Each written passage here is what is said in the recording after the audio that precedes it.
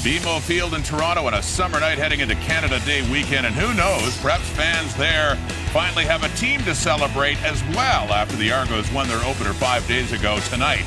The BC Lions are in town. Mitch Marner supporting another Toronto pro team. He of the Maple Leafs getting set for some Friday night football.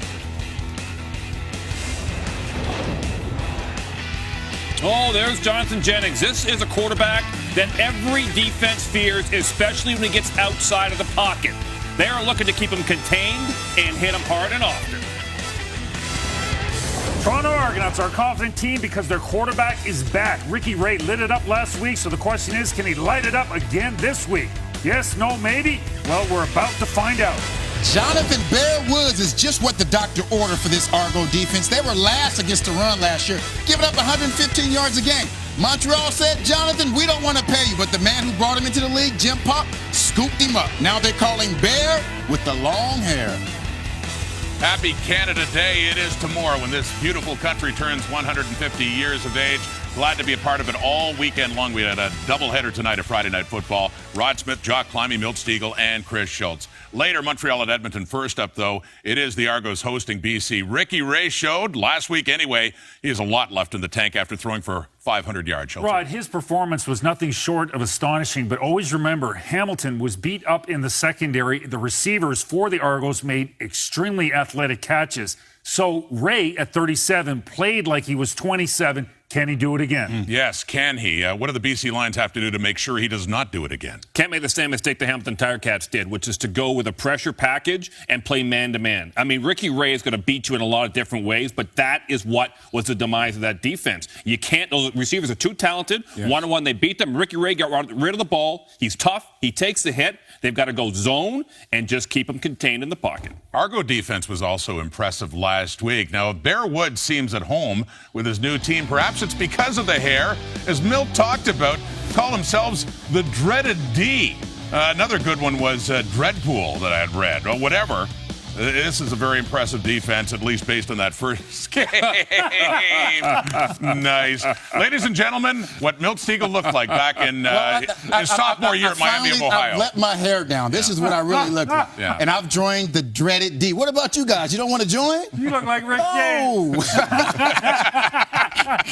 This is me. That is you if you could grow hair. I've been holding it back. This is me, baby. Deep down. Love me, baby. Love me. Even more. You never would have done that because people couldn't see Stegall on the back of your We got some football coming up. Stick around. Look who's back in the Canadian Football League. S.J. Green. Welcome to Toronto.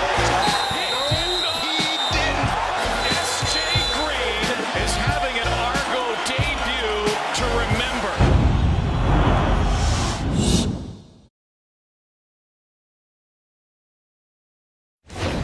Patricia King of Kamloops, BC. You could win a $25,000 home theater package from Visions Electronics if a kickoff is returned for a touchdown in this game, thanks to Safeway Sobeys' $1 million touchdown to win promotion. And yes, if it happens a second time, well, Patricia, you could win $1 million. Game one of a doubleheader in Toronto. Let's go to Chris Cuthbert and Dwayne Ford. Thank you, Rod. Start of a Canada 150 weekend doubleheader. The Lions hoping to hit the reset button. Argos trying to repeat their season-opening performance. BC Toronto at BMO. It gives us an opportunity to take a look at two of the Canadian Football League's most acrobatic receivers. S.J. Green came back in a big way after missing most of 2016. 7 catches for 124 in their home opener against Hamilton last week. Of course, Brian Burnham had a breakout 2016 season. 4 catches for 43 last week. He's looking to ignite the Leos offense here tonight. There's Mark Trestman first, whose team looked impressive. 32-15 winners over the Ticats for a 60th career coaching win for Mark Trestman. Wally Buono's club, not as impressive last week. He says they've turned the page. They were 4-0 against Eastern teams in the East last year. Iralahu to kick it off, and we are underway. Chris Rainey with the ball back at his 5-yard line. And Rainey up to the 36-yard line where Jonathan Jennings will lead out the Lions, hoping for a quicker start than last week. when the opening 6 possessions netted 5 punts and a turnover. Yeah, Jonathan Jennings is going to have to do whatever he needs to do to get things going, whether that's using his legs to extend plays, keep drives alive. Obviously, we know the strength of his arm and the ability to stretch the field that he possesses.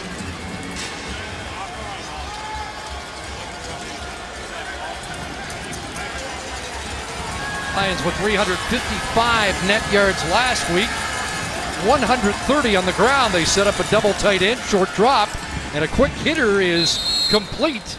And a first down catch just across the 46-yard line for Manny Arsenault. And there's a guy certainly that the BC Lions will look to get involved early on. Manny Arsenault coming off a quiet start.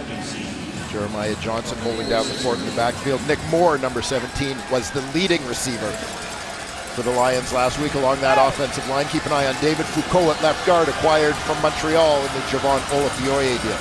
Arsenault and Burnham combined 7 catches, 63 yards, the lowest for that tandem with Jonathan Jennings in 25 starts. And right away they've gone Arsenault and now Burnham to get things started tonight. Well, they know the secret to their success is getting these two guys involved in a hurry. Good protection from that Lions offensive line. Max protect with the running back Jeremiah Johnson in there, providing that opportunity for Burnham.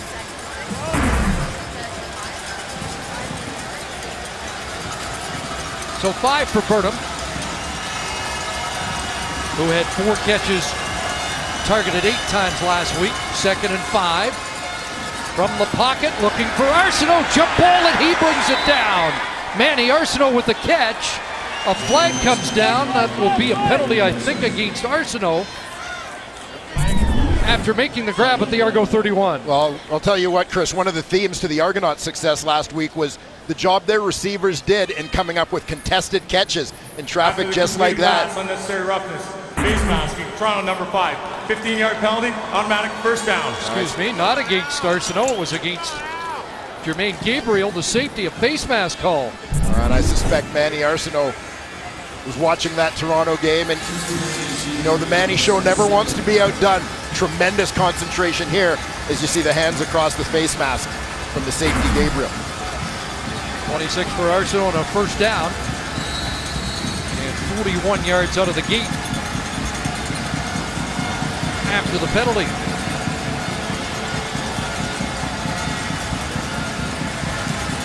So 1st and 10 in the red zone, and the handoff to Jeremiah Johnson, who was probably the most dangerous Lion last week with 92 yards, but the Argos defense last week didn't give up much. Yeah, overshadowed perhaps by Ricky Ray's numbers, but the defense was absolutely dominant. One of the unsung heroes, Victor Butler at defensive end, had a couple of sacks, a number of hurries last week.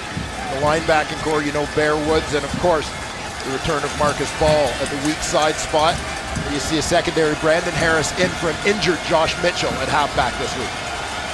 Lions 2 for 4 in the red zone against Edmonton. 2nd down here, and in trouble. Victor Butler gets to Jennings. Ball came loose. Not sure if the whistle had sounded, but Jennings dropped and down back at the 24.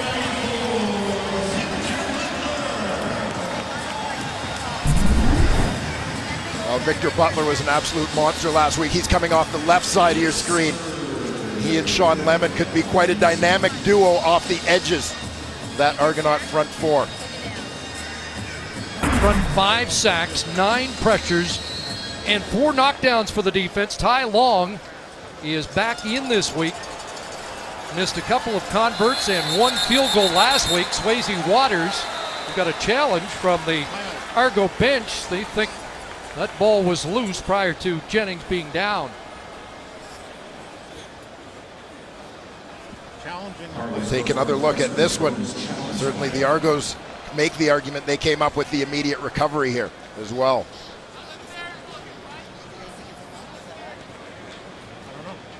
Toronto is challenging the previous play of forward progress on the quarterback. This play can be reviewed and will be reviewed.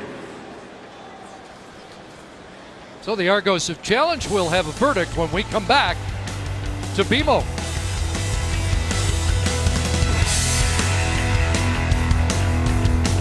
On the end zone, started filming. because they've got all the in-house stuff. Two guys up under the scoreboard. There's a guy. I think the command center has reached a verdict. But for some reason, she doesn't come out. After review, we have a change to the ruling on the field. This is a fumble recovered by Toronto. First down Toronto at the 22-yard line. We'll take a closer look at this one as Victor Butler wrapped up BC quarterback Jonathan Jennings. The QB was lunging forward. It was on that lunge. You can see the ball is clearly out before he's down. Immediate recovery by Cleon Lang. Argos football as Victor Butler continues to make his presence felt early in his Canadian Football League career. Second fumble recovery in as many weeks for Lang. A successful challenge for Mark Trestman. And back to the drawing board for Jennings and the Lions as Ricky Ray comes out off a career best 5:06 last week against Hamilton and quickly into the hands of Anthony Coombs, who breaks a tackle and scrambles across the 30 up to the 32-yard line. Close to a first down. Quick hitter to Anthony Coombs. First round pick of these Argos off play action. Now, one of the big themes for the Argos last week was pushing that ball deep. They got it in the air in a hurry. You heard Jock Climie talk a little bit about it in the opening, and the press defense that Hamilton was playing, that it provided some opportunities, that it's sort of live by the sword and die by the sword when you're that aggressive defensively. It'll be interesting to see how BC handles things this week. Was a first down. Second career 500-yard gain for Ray. That ball looked like it got tipped at the line and falls incomplete.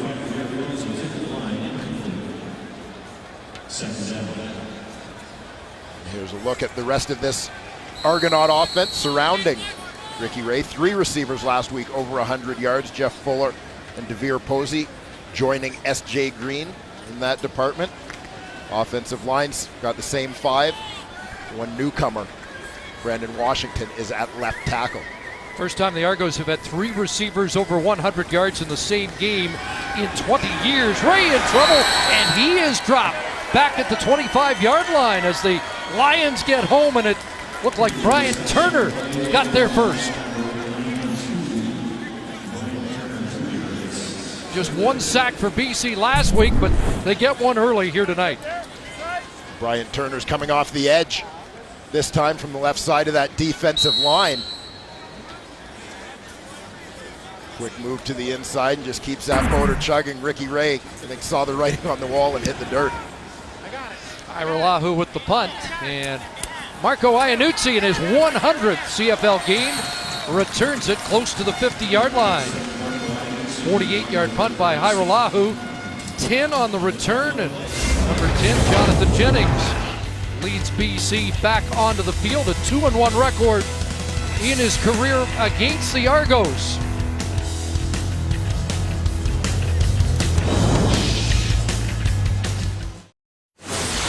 The CFL on TSN is brought to you by the Nissan Titan, the official vehicle of the Canadian Football League. Back on the shore of Lake Ontario, both teams have had the ball without scoring, and BC starts their second possession from the Lion 49-yard line. 3 receivers to the near side. Jennings over the middle, and reaching back is Brian Burnham to make a nice catch. Bear Woods in the vicinity for the Argos. Well, Brian Burnham has sort of made this his reputation over the course of the last couple seasons, making the difficult catch look routine. Absolutely a quarterback's best friend. Great body control here to redirect his momentum across the field. Jennings 4 for 4 to start this game, under 200 yards passing each start last year against the Argos. In fact, he got the hook early in the season at BC Place against Toronto. First down into Argo territory. Catch made by Nick Moore, who had that big grab late in the game to set up the game-tying touchdown. It looked like he was going to be the hero setting up a game winner. Obviously some trouble with the extra point, and then more trouble. Big play coming back the other way. When the Lions went back on defense, short yardage situation, and Jennings will plunge for the first down. On Nonetheless, good to see Nick Moore back in action after an injury-shortened, a flukish injury-shortened 2016. ACL injury suffered celebrating a touchdown in Saskatchewan. Moore with 5 catches last week, targeted 5 times, 98 yards, including the big 62-yarder late. 1st and 10 BC. Play action fake, and Jennings loads, looking for Moore, and it's incomplete. Defensive play there made by Kwasi Owusu-Ansah on the corner. Another guy whose season was cut short in 2016 due to injury. Argo's thrilled to have Owusu-Ansah back in action this year. He had a great rookie year in 2015. Keep an eye on that matchup with Nick Moore throughout. Only 2 returning players in that Argos secondary. Owusu-Ansah played 4 games, and Jermaine Gabriel was hurt much of the year and only had 3 starts. So they're starting from scratch almost back there. Here's Jennings. Downfield again, an open receiver, and Burnham, they're ruling incomplete. Burnham said he caught the ball. And well, not a whole lot of protesting from Brian Burnham, knowing most Canadian Football League receivers. If he fully believed he caught that, he might be trying a little harder to sell it. You'll note that call is made by an official who's actually behind him. Not enough for Wally Bono to challenge. He's waiting for a signal from up top. Burnham did indicate he felt he made the catch. Just not using the hard sell technique. And now the challenge flag has come out.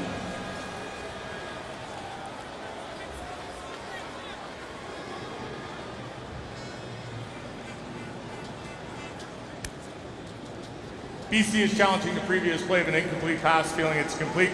This will be reviewed. So the Argos had a successful challenge. Wally Bono trying likewise here.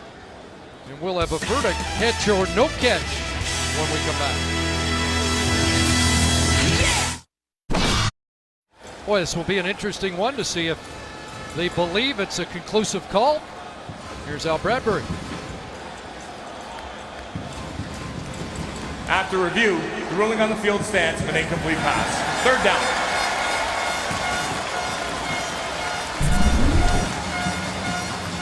And this is one where, as I've often maintained, even in slow motion sometimes it's still a judgment call.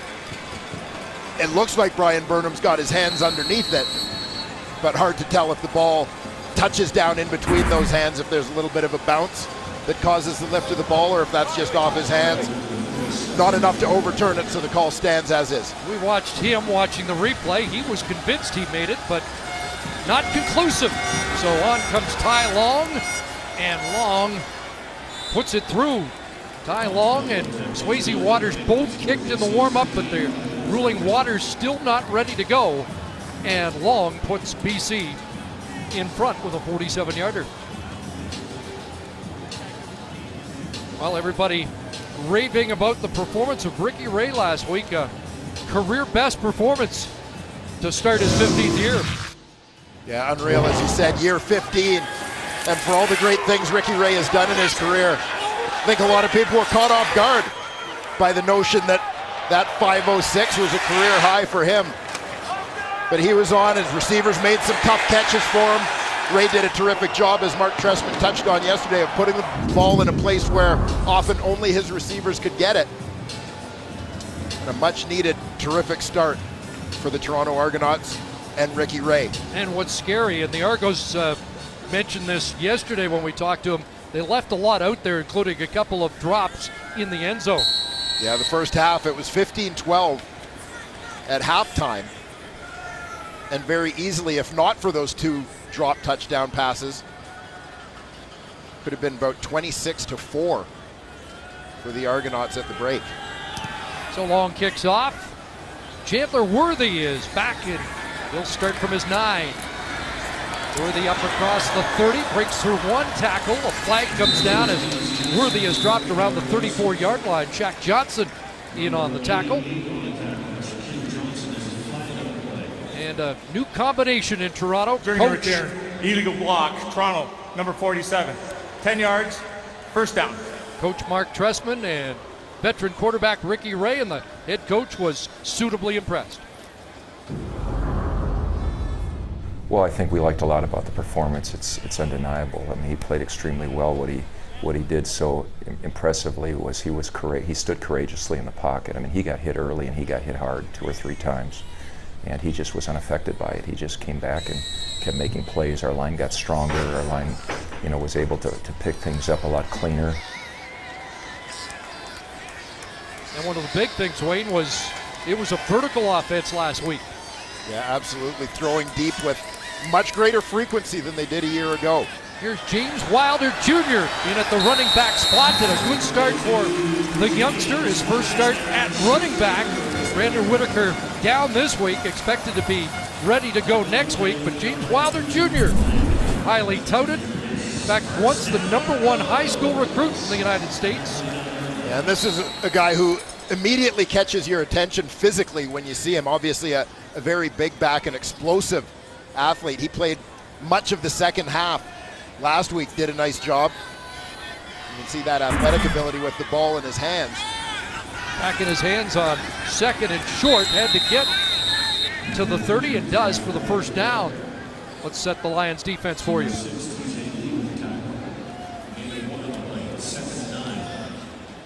Along that front four, newcomer DeQuinn Evans had a good start in orange and black. He's got history with the Calgary Stampeders and Montreal Alouettes. Solomon Elimimian remains, of course, the anchor of that linebacking core. Along the back end, relatively young veteran group. Here's Ray for a Monty Edwards and a big play up to the 50-yard line. 8 plays of at least 25 yards last week for Ray in the Argo offense, and there's a 20-yarder to Edwards. Edwards coming out of the slot.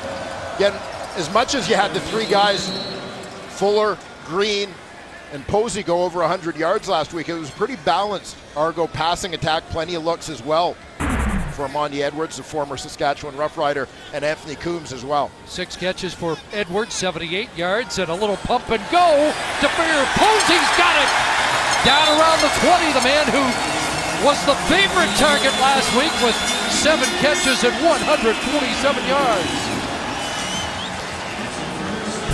Breakout performance for DeVere Posey as he lines up as that short side wide receiver. Working on the boundary side. And that stop and go gets the corner to sit. Opportunity for Posey to get that great separation. He goes and gets the football. Young man who's taken advantage after joining the Argos at mid-season last year, being with them through a full training camp this year, really learning the system. Had a 65-yard touchdown, maybe the biggest play of last week when you mentioned they didn't have the lead they should have had at the half. Procedure. Toronto, number 32, 5-yard penalty, remains first down. Procedure call against James Wilder Jr., but on the very first offensive play of the second half, they go deep to Posey for 65 and a touchdown. Yeah, and big not just in terms of yardage, but big in terms of the momentum of that ball game. He was the guy who had dropped a pass in the end zone. Argos end up settling for a field goal, attempt the field goal. It gets blocked and goes for a Hamilton touchdown. So that was the big momentum swing. So him being the guy who caught that big pass was huge. Out of a double tight end formation, Ray, second read, jump ball, incomplete. Couple of receivers in the same spot. Yeah, looked like a little bit of confusion amongst those Argo receivers, lack of communication. As you said, 2 guys will end up in the same territory in that front corner of the end zone, and that they bring with them 3 BC Lions defenders. But intended for Posey. TJ Lee in coverage.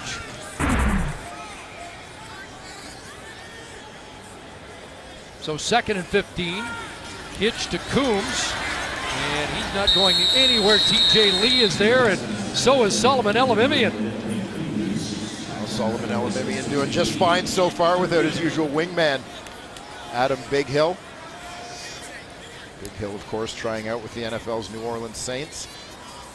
14 tackles for Elimimian here at BMO last year. Remarkable to think Elimimian and Big Hill, along with now Toronto Argonaut Bear Woods, the only 3 in the league last year to go over 100 tackles. Here's Hairelahu from 30 yards out, puts it through. Kicked his 100th last week and kicks the Argos into a tie here late in the opening quarter. Big catch from Manny Arsenault in this opening quarter. Arsenault and the Lions back to the attack when we return.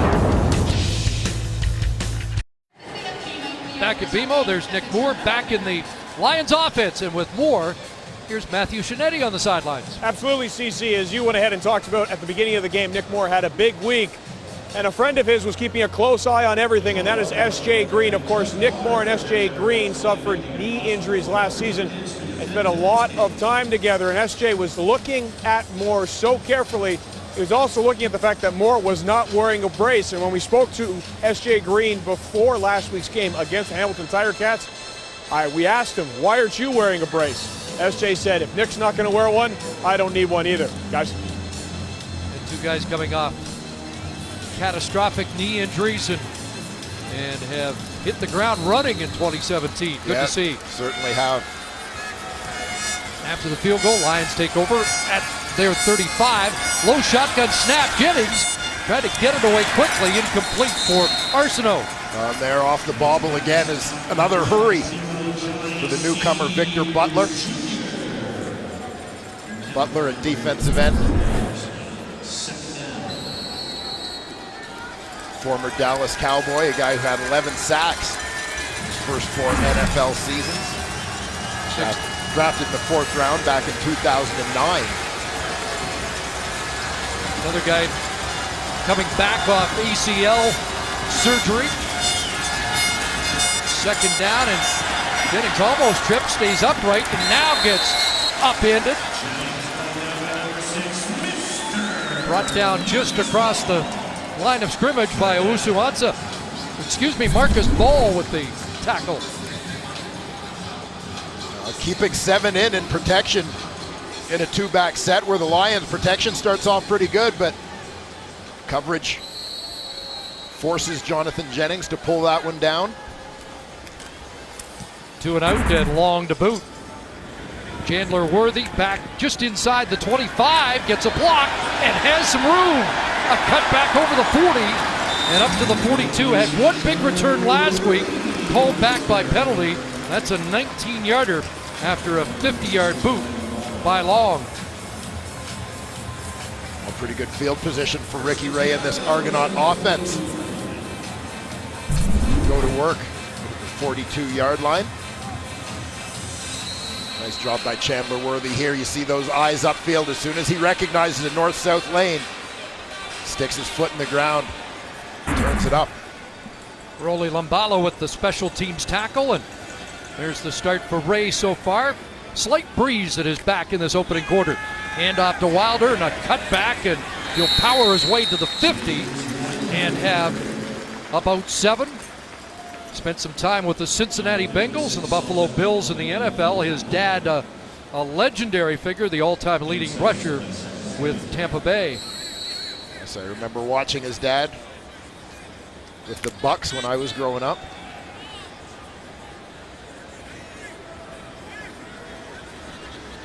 So 2nd and 3. Green in motion.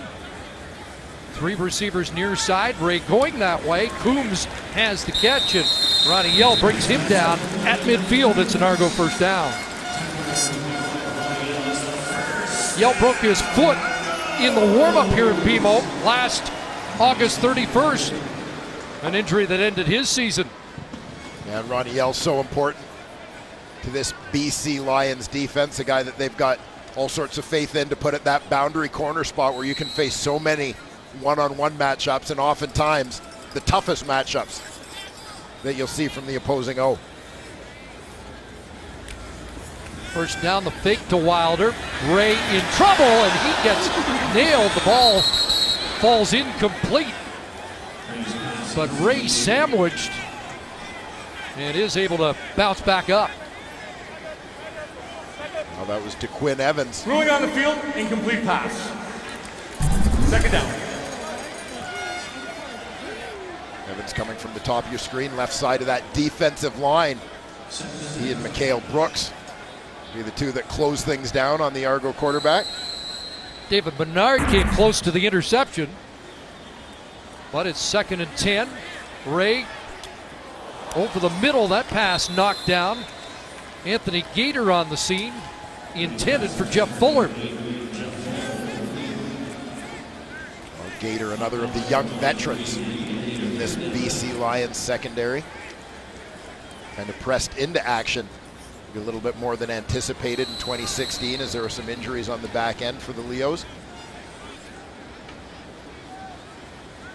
So Hairolahu will look to pin the Lions here.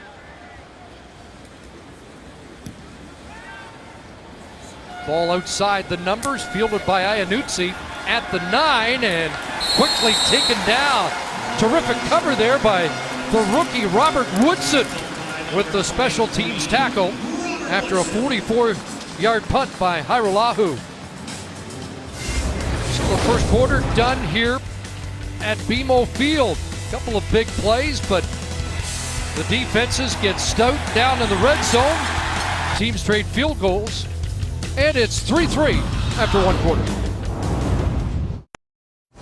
Not quite the track meet we had last night in Calgary. What a game that was. The numbers a little more muted here after one quarter. Yeah, between what we've seen in some games, as you said, last night and early in this CFL season, particularly given the way the Argos started last week and the standard MO of Jonathan Jennings and the BC Lions. I thought we might see the ball in the air a little bit more early on, but clearly the teams respecting each other's big play potential here. You mentioned how Hamilton handled Ray and how it didn't work. That a lesson for Mark Washington and the Lions to try something different? I think that there's definitely some of that. They'll probably mix things up a little bit, but knowing that the Argos have some big play capability, and I would say there are elements of that maybe based on recent seasons past wasn't necessarily anticipated from the Double Blue offense. BC starts at the 11. Jennings with a pump, and he'll let it fly downfield, and there is Shaq Johnson. The Brampton product has a big catch near midfield. Said Chris Cuthbert with pride. Shaq Johnson, of course, the beneficiary in terms of playing time of Sean Gore's off-season retirement. 2016 draft choice.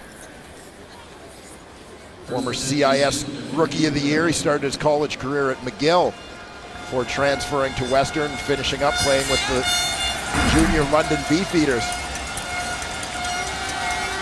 Guy who has 4.3 speed and a 41-yard pickup. A flare to Rainey as that incomplete it is. Close to a lateral, which would have meant a live football, but just an incomplete pass.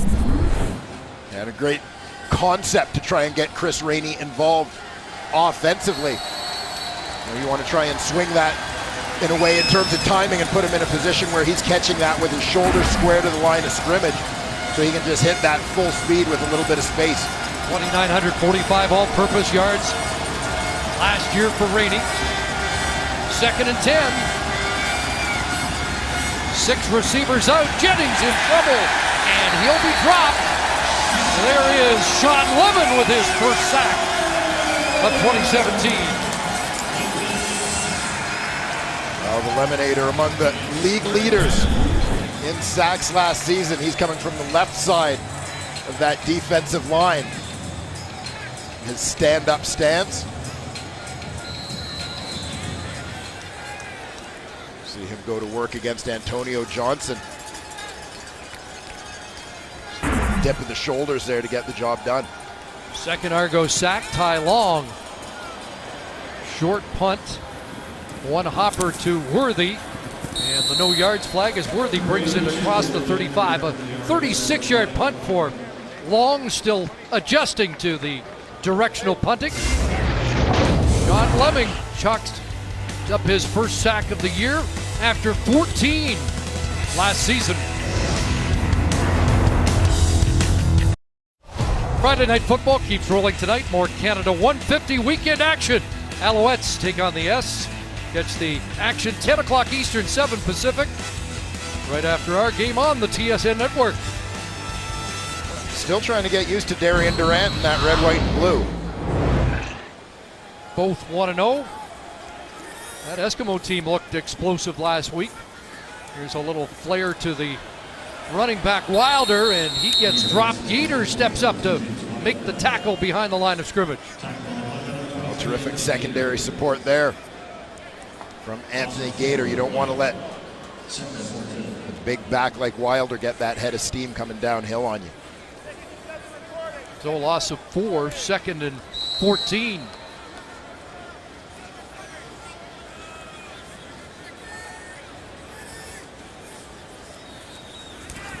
Here's Ray in trouble, got a block, dumps it off, and Posey will have to make a man miss.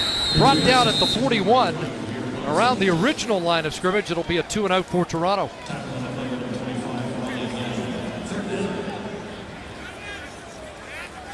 Again, Argonauts limited, no opportunities to get that ball deep in that series, as we know that was such a big part of what they did last week.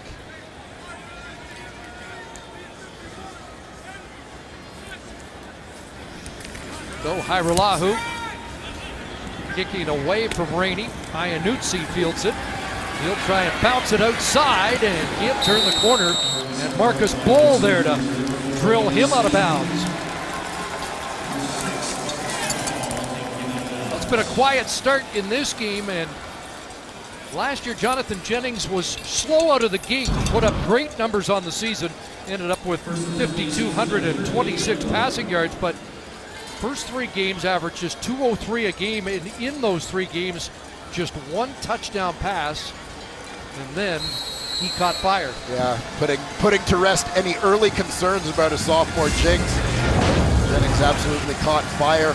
Great chemistry, of course, carrying over from the previous season with Emmanuel Arsenault, and really connected with Brian Burnham last year, 2 of the league's top 4 receivers in 2016. Double tight ends. Jeremiah Johnson runs into a wall. Not much there. The third game was against Toronto. It was a game Jennings was actually lifted, and Travis Lulay came in and put up a lot of yards and got BC back into the game. And for at least that night, there was a discussion about whether or not Lulay was ready to be the number 1 guy again. They stuck with Jennings, and as they say, the rest is history. But they do know in BC they've got a very capable backup. Yeah, pretty good resume. Former MOP, Travis Lulay. 4 receivers near side. Arsenault open over the middle and brings it down at the Argo 45-yard line. 24 for Arsenault. Oh, great timing, and for as much as we talk about the cannon arm of Jonathan Jennings, this is a beautiful touch pass.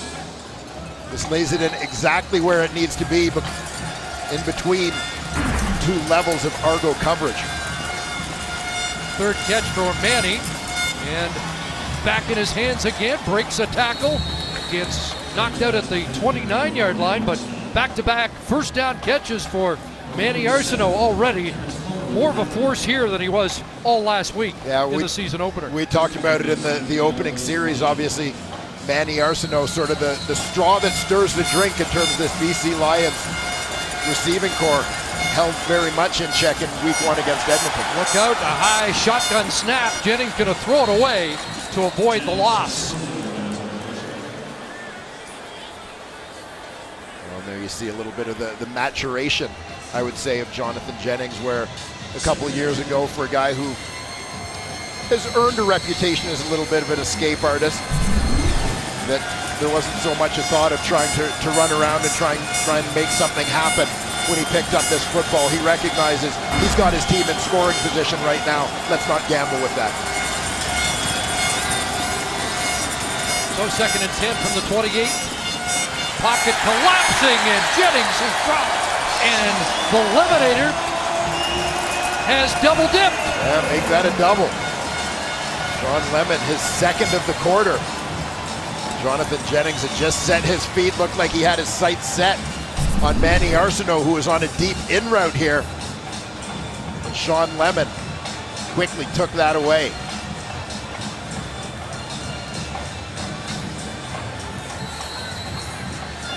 Online offensive line surrendering 5 sacks last week, 3 already in this first half. And So Long comes out to attempt from 43. His only miss from 42 last week. And that was off the upright. Long puts this through, and the BC Lions take the lead. Midway through the second quarter, 6-3 Lions. When we come back, Ricky Ray back to work with the Argo offense.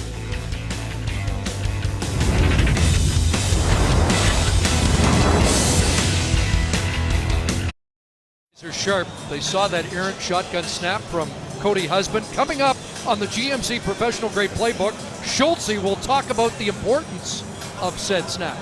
Yes, and there's a reason, by the way, if you've ever seen Schultze snap, why he was attacked. And by the way, the GMC Professional Grade Playbook will be handled by Henry Burris starting next week. He's partying in London this weekend. Will hitch to the outside. And a catch for DeVere Posey, who we had a chance to chat with yesterday. And Dwayne, what an impressive guy. Yeah, he really is. You know, definite student of the game, very well-spoken young man, very appreciative of the opportunity he has here and some of the veteran guys he's had a chance to learn from after his first training camp as a Toronto Argonaut. Argos reset and Ray changes the play. 2nd and 6. Has some time, sends it to midfield, and Armonte Edwards, looking a little like S.J. Green, brings it down. First down, Toronto. Well, I think these Toronto Argonaut receivers are all kind of rubbing off on each other, pushing each other in a little bit of friendly competition. It's been established by S.J. Green, the veteran leader of that group. We're going to go up and fight for every ball. Armonte Edwards does just that. Fearless as he's being converged upon by a trio of defenders. Haven't called S.J. Green's name for a catch yet tonight after that highlight reel performance last week. A quick handoff inside for Wilder, and he gets turned back. Mikhail Brooks, the heart of that Lion defensive line. Well, we might see S.J. Green soon, but we saw a lot of him on Sunday. Well, we sure did, and right out of the gate, S.J. Green established that he was back in a big way. A couple of tough catches early on.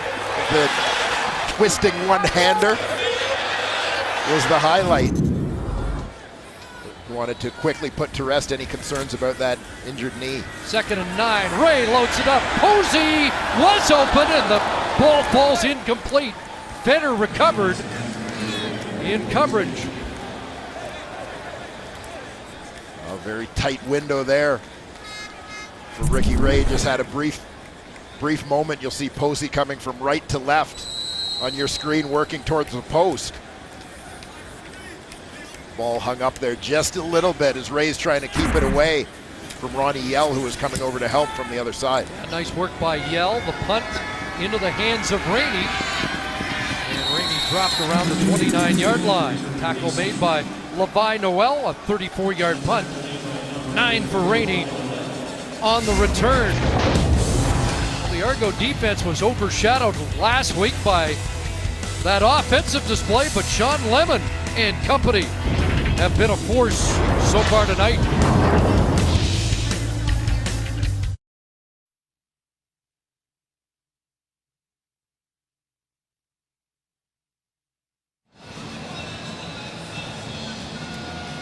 Welcome back on this Canada Day weekend. We've mentioned the Argos front, but they're loaded at linebacker now too, and with more, let's go to a man wearing his Canada Day chucks, Matthew Shinetti. Well, you know, CC, I have to go ahead and celebrate Canada Day somehow. Anyway, Bear Woods and Marcus Ball are developing a very tight relationship immediately. They met each other just a few days into, or before the season, I should say, and they connected immediately about film and attention to detail. And you asked Coach Corey Chamberlain, the defensive coordinator for the Argos, and he says, I see so much the way they understand the game so intimately, but that film room session they have together is the time they spend together to really understand becoming the spine of this defense. Now, of course, they also share very particular hairstyles, and the name Dreaded Defense has come up. When you ask both Ball and Woods about that, they shrug it off and say, let our play do the talking. Guys? I think the Dreaded Defense has got a chance to be marketed, but that's not their style, and it's not Mark Dressman's style. No, it certainly isn't. It's all about what you do on the field. In that regard, so far so good for Corey Chamblin's D.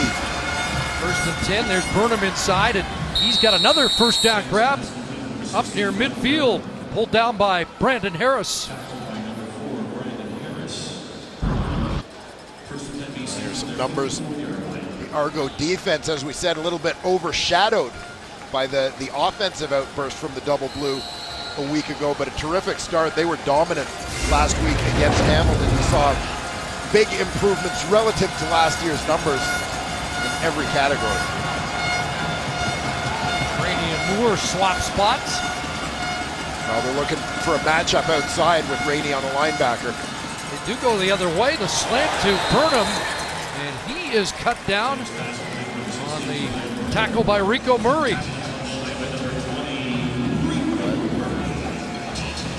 Simple thing with pre-snap motion, they move Rainey from in the box to line him up as a wideout. They know when Marcus Ball shifts to go outside with him, the linebacker, they recognize that what they're going to get is man coverage. Obviously, the defense wouldn't have to swap spots if they were going to stay in zone.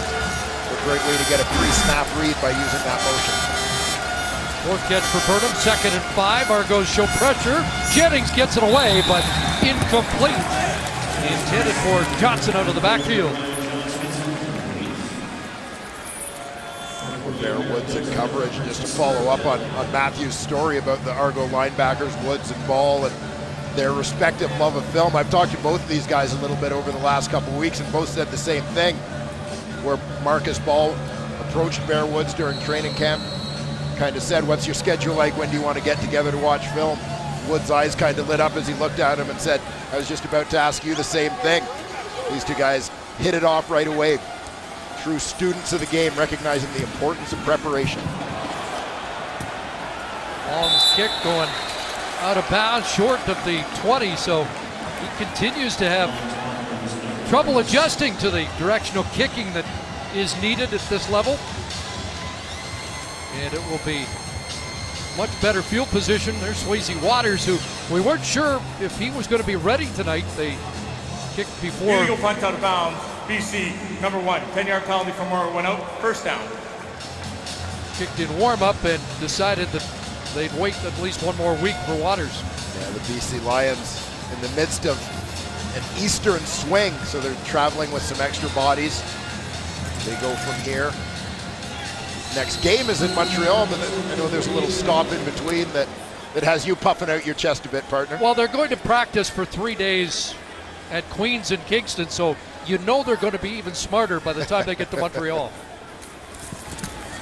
A net of 2 yards on the punt. Pass pulled down by Fuller. Flag comes down as Jeff Fuller has a catch and takes it into BC territory for a first down, pending the penalty. Blocking downfield before a pass to Scott across the line of scrimmage. Toronto, number 10. It's a 10-yard penalty. Remains first down. So Edwards the culprit, and the Argos will march back.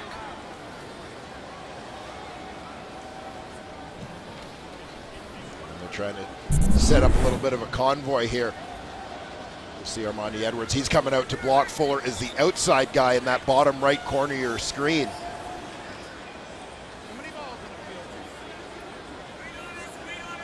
Edwards just a little bit too soon with the contact.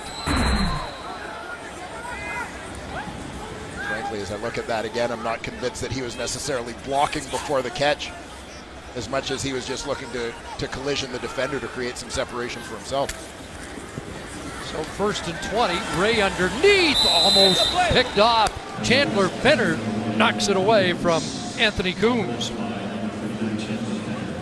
So again, the Lions with 3 consecutive games against the East. After tonight, the practice session at Queens, they'll play in Montreal. They'll go home and then come back mid-month to play the Tiger Cats. Last year, 4-0 in the East, 7-1 against the Eastern opponents, and 6-3 on the road for BC. Pump from Ray, look out, he's hit from behind and hauled down. Craig Rowe gets there. We will not get the imaginary sword, which led to a pair of penalties in the preseason. Craig Rowe coming off the edge. His defensive end spot. And a little duck under and rip on Brandon Washington. So the defensive lines both having a good first half.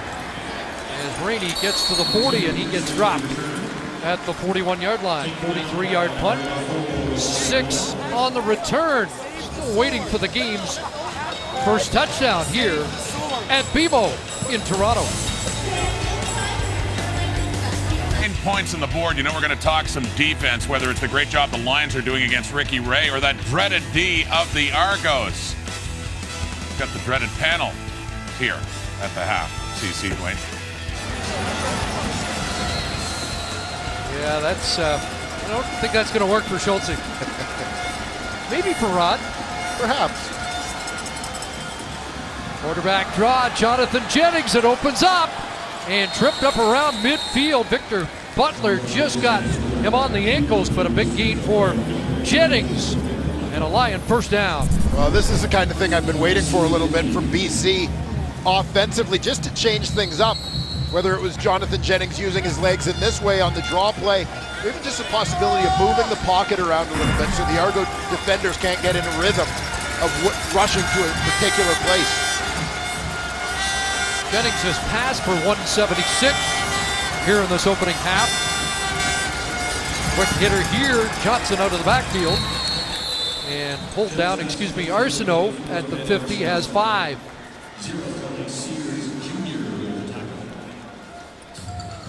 Johnny Sears, another one of the former Ticats in the Argo secondary, along with Ringo Murray, made the tackle. Yeah, much credit to Jim Cobb, the Argonauts general manager.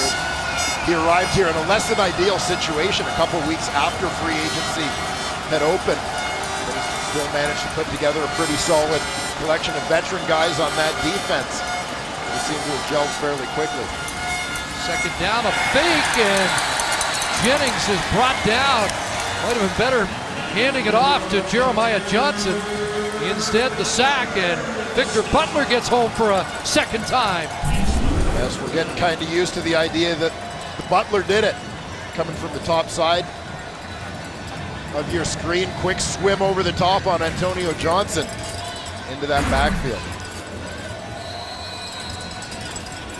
So a loss of 1, it is a sack. 4th for the Argos, 2 apiece for Butler and Lemon, as the ends are in the first half. High long, and this one drilled into the end zone, and that will be a single point. So 7-3 the score, as Long continues to struggle a bit, and as mentioned at the half, coming up with Rod Schultze, Milton Jock tonight.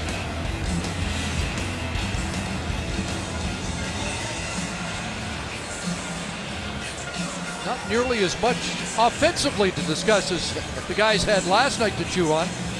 Boy, that was something. A good old-fashioned shootout in Cowtown. How about Deontay Spencer had 351 all-purpose yards in that game. The former Argo lit it up, and that came in a losing cause. Yeah, making Ottawa fans kind of forget Chris Williams. Severe Posey reception and a first down as the Argos get 13 on that connection from Gray to Posey. We talked a little bit about Posey earlier, and he talked about picking up a lot of details in training camp. He wasn't with the Argos in training camp last year, but just learning from S.J. Green some of the details of the waggle and so on that have really helped him here in his second CFL season. 4th catch, 62 yards to the wide side it goes. Fuller has the catch. Peter on the scene will escort him out. I kind of liked when he told us that even in the mini camp he was taking the playbook and rewriting it in his notes just in case he got the call, which he did, and a real student of the game based on what we heard from him yesterday. Yeah, absolutely. And you can't say enough about the importance of preparation, in not just in football, in any sport, and virtually any job. And you hear a guy who's so physically talented recognizing the value in that. Very impressive. Second down, Ray in trouble, and the ball stripped loose. Play is whistled down, and it looked like Ray got back on it, but another sack for the BC Lions, and there's DeQuinn Evans, who really lit it up in the preseason to win a job with the Lions. Coming from the right side of your screen, he crashes inside on Chris Van Zyl. They're working a little bit of a twist. He and Bryant Turner. Confusion, it seemed, on the right side of that Argo offensive line as they struggled to sort that one out. Hiralahu boots it away. Rainey back inside his 15. Flag comes down as Rainey gets across the 20. And 45 seconds remaining here in the first half for Jonathan Jennings. That's a 51-yard punt. 8 on the return. Let's find out what the penalty's all about.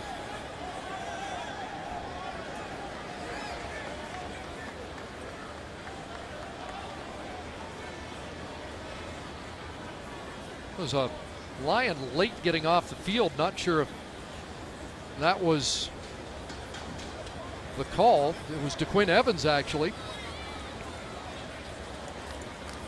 Al Bradbury over explaining the options to Mark Trestman.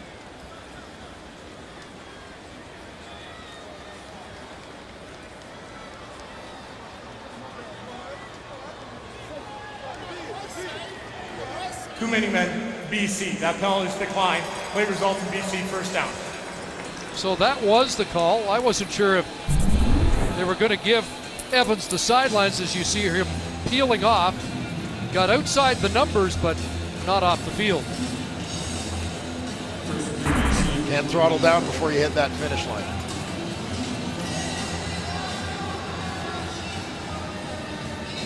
Who's still out there celebrating the sack. Well, let's see how the Lions play it from their 21, less than a minute to go, 4-point lead.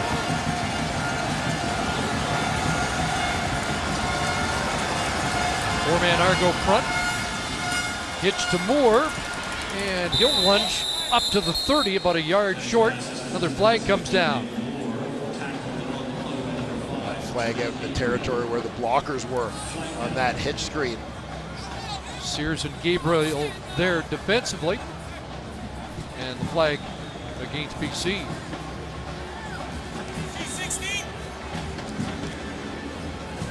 Blocking downfield before a pass caught across the line scrimmage. BC, number 16. 10-yard penalty, remains first down. Penalty against Brian Burnham.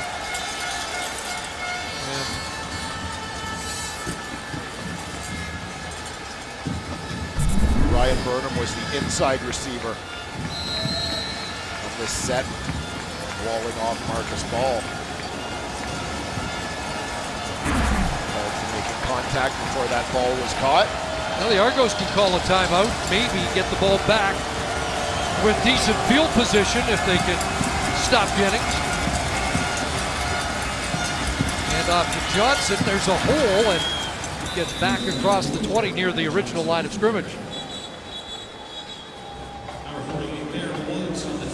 So the Argos do call the timeout. Timeout called, Toronto. And with a rookie kicker, there's a chance that Mark Trestman's crew gets decent field position with a little time left on the clock. Yeah, rookie kicker who's had his ups and downs, punting the football here in the first half. Had a good training camp of preseason and was getting looks from other teams, knowing that Swayze Waters was likely to get the job, but Waters still not ready to go 2 games in. And Long's getting a taste of CFL action, just a 34-yard punt average so far tonight. Yeah, greatly affected by one that he badly shanked around midfield here in the second quarter. For 2nd and 9, draw Johnson. Jeremiah Johnson with blocking first down, and that makes that academic. The Lions are going to be able to run out this first half. Yeah, big run there. Terrific job getting blockers out in front. Jeremiah Johnson had a pretty nice convoy out to the first down marker. Didn't find out much against the Argos' run defense. They only allowed 16 yards to Hamilton, but the Ticats didn't run much, and now jump ball, and incomplete. Jack Johnson high-pointing it. Looked like he had a shot at bringing it down. Yeah, Johnson did a nice job kind of working his way to get inside position on the defender, Rico Murray there. Looked like he was going to come up with this one. Actually had a decent shot there off the hands.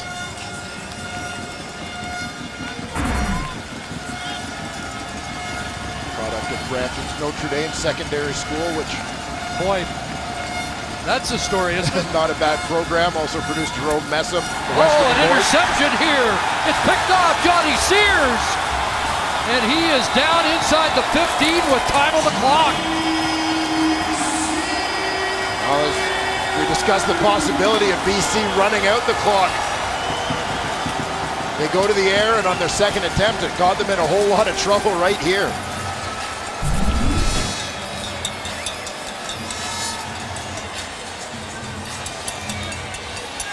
Keep an eye on the defender, Johnny Sears, working his way towards the outside. You can see him starting to creep towards the receiver, cheating his way out there well before the ball was thrown. First interception thrown by Jennings, second picked off by the Argos this year. That's just the fourth interception on the season in the league. Argos have time to run one play and go to the end zone. Ray skips that incomplete. Took 3 seconds off the clock, and now the field goal unit will come on.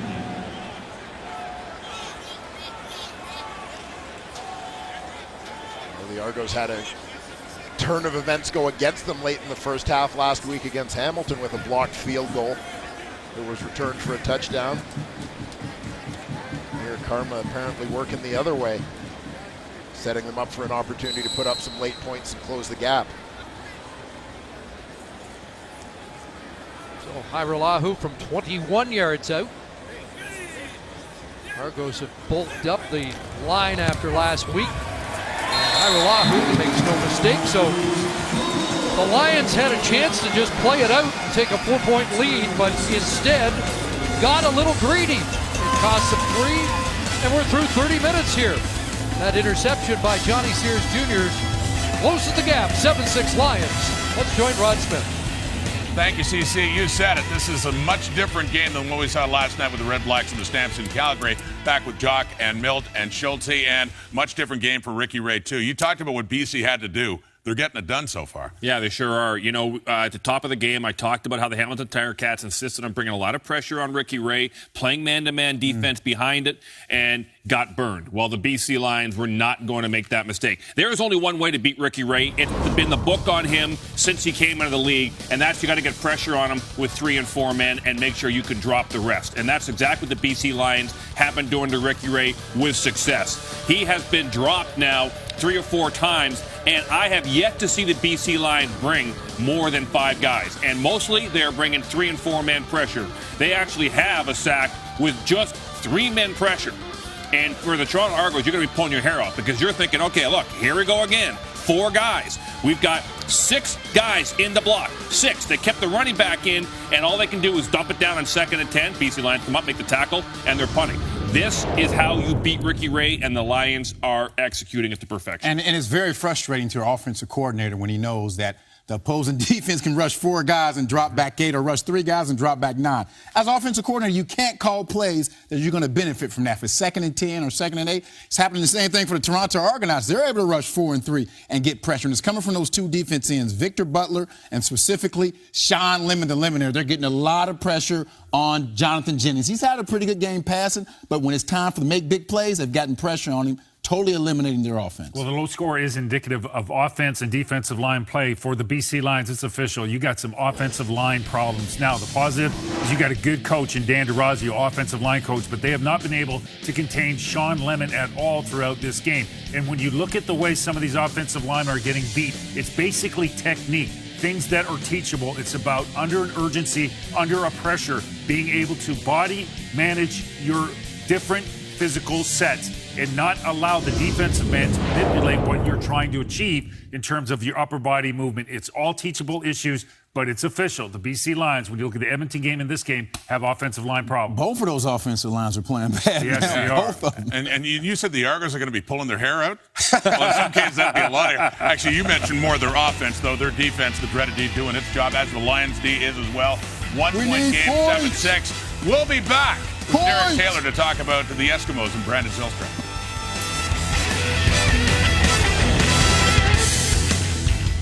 It's Friday night football, yeah!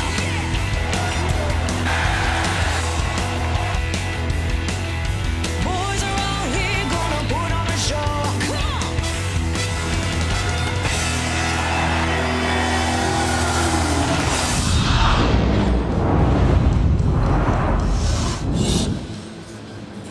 One-point game as we get set for the second half. A defensive battle so far.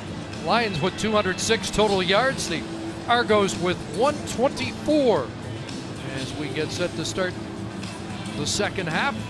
Still plenty of firepower, and Mark Trestman and the offensive guys on both sides will be making their adjustments. Yeah, I think when you look at this game and consider the two guys in charge of those benches, Mark Trestman and Wally Buono, there was some coaching and some adjustments taking place for sure at halftime in this chess match. Look to see if the offenses in particular can be sparked here. Very similar to the meeting last year at BMO. It was a defensive struggle won by BC 16-13. Strange thing is the visitors have won the last 6 meetings in this Argo-Lion rivalry. The slip in the end zone, and out comes Martese Jackson. He'll spin off one. Looked like he wanted to stay in the end zone, but he was already committed. And a short kickoff return for Martese Jackson. Yeah, I'm not sure if Jackson, the way he sort of slowly got up, it was as if he wondered if by slipping and going down to a knee, if that was the same as him conceding the single point. But when he didn't hear a whistle after a second or so, he took off and got what he could. He draws into the lineup this week again with Brandon Whitaker not available this week. An injury we're told that isn't serious. He should be back for the Argos next game. Ray, long throw to the wide side, and it skips in front of Jeff Fuller. Incomplete. Yeah, Ray had the time, but just didn't really step into that one to get it out there, and it falls short. Second and long, deep in their own territory. And kickoff creates an opportunity for a bit of a BC win on this first exchange of field position if they can get a second down stop here. Yeah, the Argos need a first down. Second and 10 from the 19. And some movement prior to the snap. And the Lions pointing at Corey Watman, the right guard. Let's see if that's the case, or whether it was Mikael Brooks trying to divert Procedure. attention. Toronto, number 56, 5-yard penalty, remains second down. It is Watman.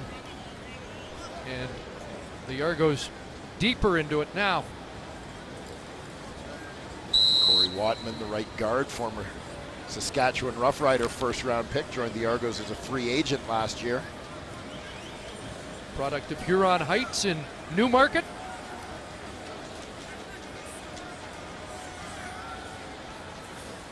So second and 15, a little shovel inside. Wilder got some room, and he gets across the 30 on a big first down for James Wilder Jr.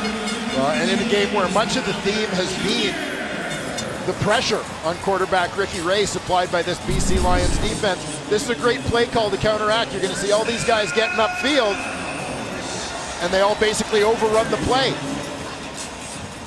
That quick shovel pass goes the other way and puts those guys in a pursuit position.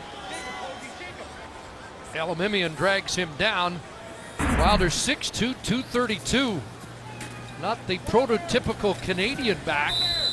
This time held up near the line of scrimmage. Elimimian again on the tackle, and it's a gain of 2. Well, they had the big team in. They'll get back to that base 5-receiver set here. Second down, about 8 yards to go.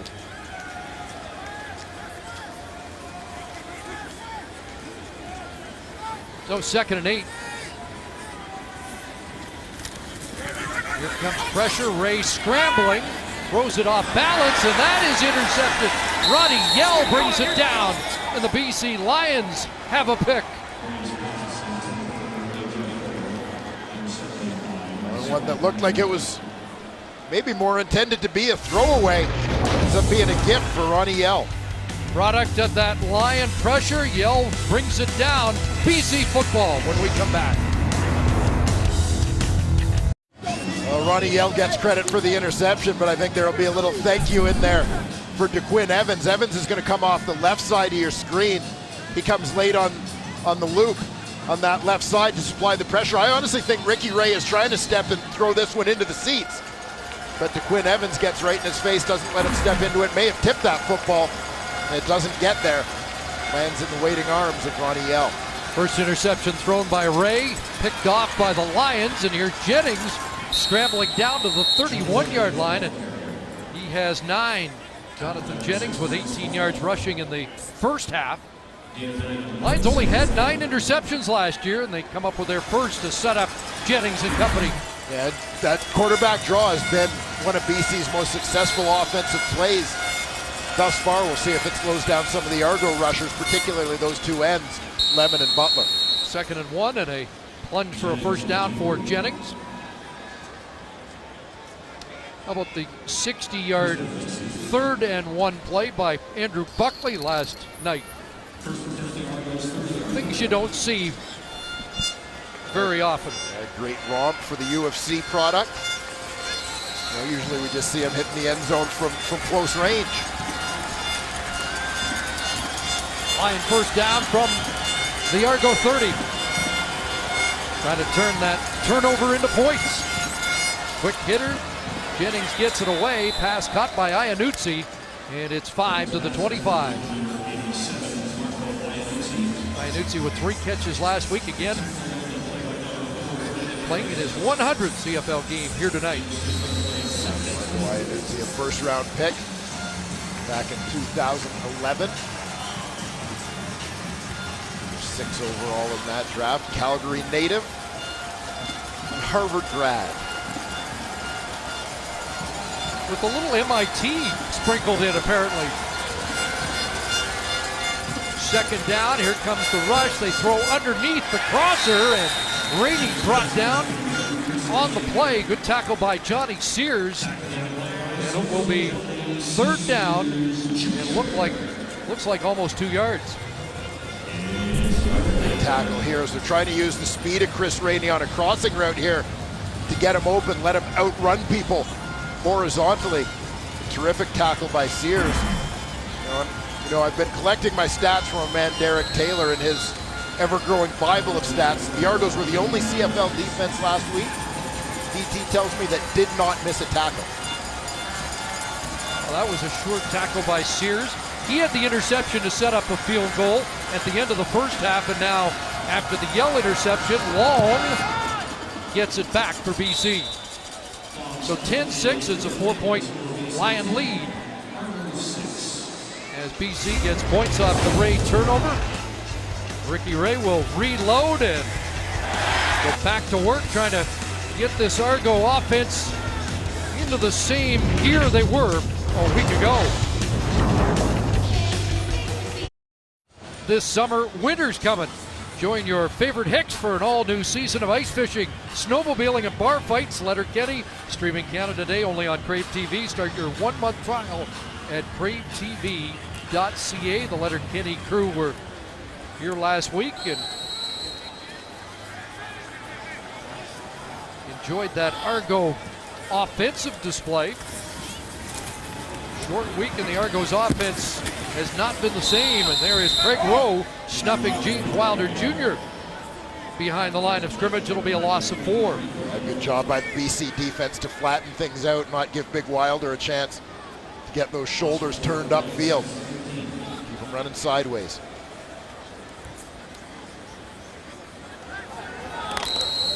Short week for both teams. The Argos playing Sunday, the Lions Saturday, and then traveling. So 2nd and long, Ray sidearms that, look out. It is caught by Armonte Edwards. Looked like Anthony Gator had a chance for an interception. Pass caught, but short of the first down. Again, a pocket that's closing in on Ricky Ray as he looks to throw this football.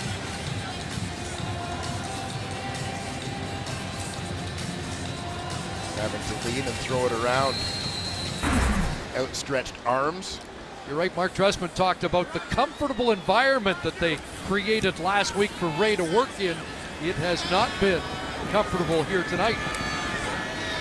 There's Iannuzzi, a little stutter step, but well covered on the play as he gets taken down at the 29-yard line. 42-yard punt by Noel has another special teams tackle. No wonder he's been running well tonight. He's wearing the cheetah cleats that he was wearing in training camp, Jonathan Jennings. World's fastest land mammal. Wow.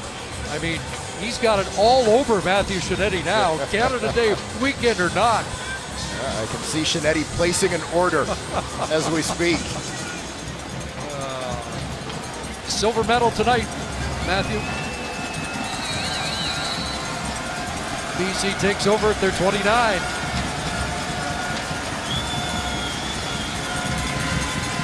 Short drop, dumps it off. Jeremiah Johnson, Marcus Bowl there to bring him down with help from Bear Woods. And just, I'll give him the 32, so make it 3 for Johnson. Again, Bear Woods, former Montreal Alouette. And 3 players in the league over 100 tackles last season. Talked about how fresh the defense was last week. Watching from the sidelines as Ricky Ray and the offense was on the field for over 33 minutes. Different story tonight. That pass knocked down, nearly intercepted. Cassius Vaughn, who had a pick last week, was in the hip pocket of the intended target. Yeah, Vaughn, a guy who played primarily as a corner last season in Hamilton, often on the boundary side, short side of the field, now finds himself as the nickel linebacker, so playing close to the line of scrimmage, also playing to the wide side. He's sprinting out to try and get underneath. Brian Burnham there was a little surprised that that ball was thrown behind him. Short punt by Long, and Worthy scoops it up. Martese Jackson back out to return. Just a 31-yarder for Long. Better field position for the Argonauts up at their own 49-yard line.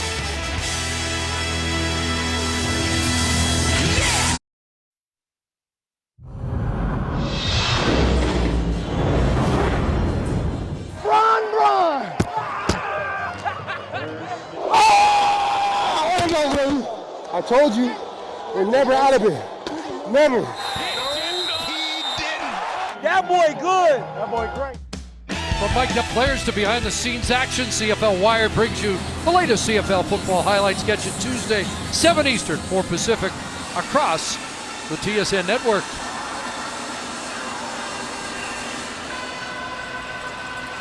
I wonder if we're miking defensive linemen tonight because they're doing the gloating. Yeah, they're getting all the action tonight. Schultze's got some splaining to do. A lot of Craig Rowe, DeQuinn Evans for the BC Lions, Victor Butler, and Sean Lemon for the Argos. Departure from last week. Ray comes out and has a strike. There's S.J. Green's first catch of the night. And into BC territory, Lion 54-yard line.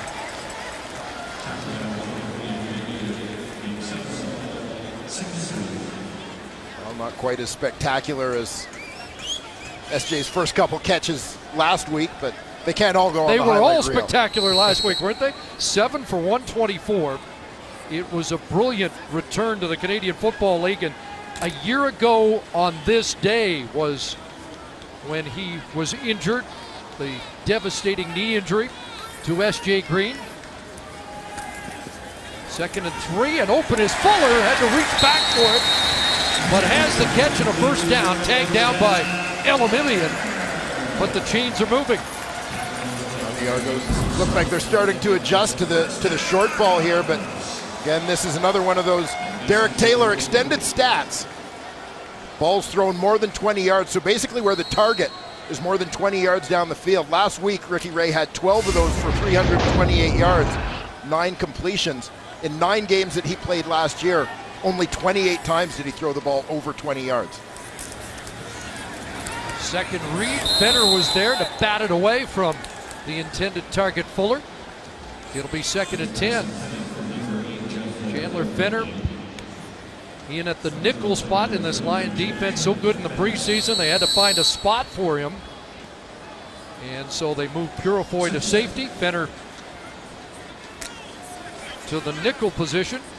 Yeah, Fenner and Purifoy, a couple more of those young veterans in that BC Lions secondary. Guys that were thrown into the fire last year. 2nd and 10 out of the bunch formation. S.J. Green has the catch and a first down. Has a word or two for T.J. Lee, but it's first down Toronto at the Lion 18-yard line after a 26-yard snare. A couple short passes on this drive perhaps open this one up. He sells the inside move to create some leverage, then breaks it back outside where he's got a little bit of room to go to work. It's been said so many times throughout Ricky Ray's career about his ability throwing towards that corner. Approaching 7,000 career yards, and he just went past Jason Claremont on the all-time list. One of the great BC Lions of the past. Here's Ray over the middle, hits made by Wilder. Broke a tackle inside the 5. And there you get a bit of an indication the size and strength of James Wilder. Brandon Whitaker calls him Power Ranger, and this is why. Kind of built like an action hero. And you see the long arm with the straight arm on a guy who doesn't get knocked off of many tackles in Solomon Elimimian. Argos just 1 for 5 in the red zone against Hamilton. Trying to break through for their first touchdown here. Fake to Coombs, swing pass, and that's well defended. Anthony Gator, Anthony Thompson there, and Armonte Edwards taken down at the line of scrimmage and maybe a little bit behind. Great recognition and reaction there from the BC Lions defense off the play action fake. Spotting Edwards coming in motion across the formation, getting downhill on him in a hurry. 7th play of the drive, 2nd and goal from the 4. Wilder and Coombs both in the backfield. Wilder releases into the corner. DeVere Posey can't make the catch against Radiel. And the field goal team has to come on. I watched DeVere Posey in warm-up basically making his way up and down the field, working with one of the Argo backup quarterbacks. Something very similar to this, going up and catching the ball at a high point on an outside throw. And this is pretty well played by Raniel. He's watching the receiver. Basically, just as the receiver reacts to the ball, Yell doesn't look back, but he knows that's the moment he can stick his hand in there. But I'm sure one DeVere Posey would like to have back. Let one get away in the end zone last week. Ira Lahu from short range. 1-point game. But a big stand for that Lion defense after Ray and the Argos had something going. A couple of big stops there. First on Armandi Edwards, then very quickly on DeVere Posey. Bend but don't break.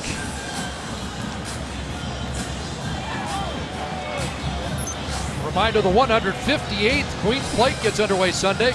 Coverage begins at 4:30 Eastern, 1:30 Pacific on TSN 1, 3, and 4, CTV, and in 4K. Broadcast brought to you by the Ontario Racing and OLG.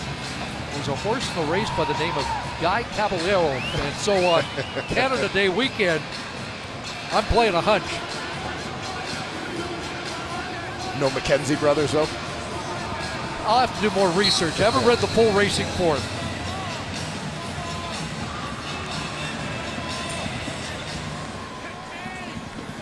So 10-9 the score with just over 3.5 minutes left here in the third quarter. Ira Lahu's kickoff reaches Rainey at the 16. Rainey's been contained here, makes his way to the 30. And that's where Jonathan Jennings and company will go back on offense. Jonathan Jennings, there you see the numbers, 195 yards through the air, 28 on the ground. struggled here last year at BMO, just 199 on the game, but in the late stages, orchestrated a 10-play, 70-yard drive for the winning points. One of the come-of-age moments last season for one of the most exciting young players in the CFL. Double tight end formation. Fake to Johnson, a pass to the outside, and Rolly Lumbala has a catch. Just 8 all of last year for the 10-year vet, and that's his first of 2017. Well, you know my feelings, CC. You can never get the ball to the fullback too much. And I'm sure that's Rolly's feeling too. The throwback. A long-serving member of these BC Lions. Drafted back in 2008.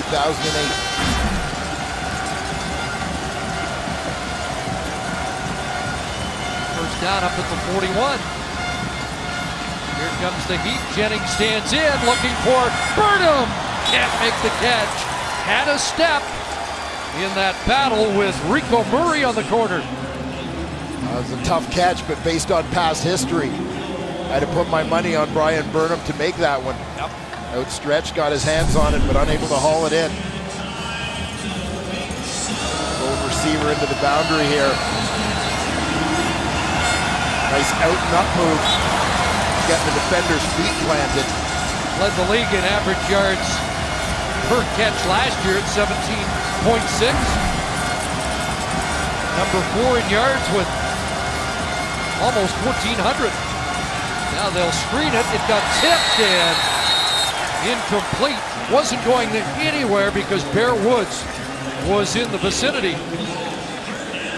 Well, you talk on defense about that desire to run to the football. You'll see the number of blue jerseys here that are swarming and getting leverage, not just running to the ball. You saw Victor Butler get hands on that one. You see Bear Woods kind of running to that outside shoulder to make sure he's got leverage. As the Argos recognize the screen being set up there. Martez Jackson back, another short punt. And that's out of bounds too, so the directional punting really giving Ty Long an issue, a penalty on the play for the illegal punt. And the old punter on the sidelines can't be happy. Out of bounds, BC, no question. number 1, 10 yards from where it went out. First down. 2014 Special Team Player of the Year, Swayze Waters watching. Well, you'll see the reaction if you keep an eye on the punter Long. As soon as this one's off his foot, hands on his hips, head hanging down, because he knew as soon as he made contact that this one wasn't going where he wanted. No net of 18, a 28-yard punt, a 10-yard penalty for kicking it out of bounds. And Marcelo Simmons will have a chat. The former Argo, now the special teams coach of the Lions. Great field position at the 51 for Toronto. Here's the out to Armonte Edwards, trying to cut it back, and a good defensive play by TJ Lee. TJ Lee, another product of the Eastern Washington CFL football factory. And unfortunately, one of a couple of Eastern Washington guys with an Achilles injury. His was last year, and unfortunately J.C. Sherritt last week in the season opener. I definitely get well soon shout out to J.C. Sherritt, one of the league's all-around good guys and great ball player. 2nd and 7, pressure on.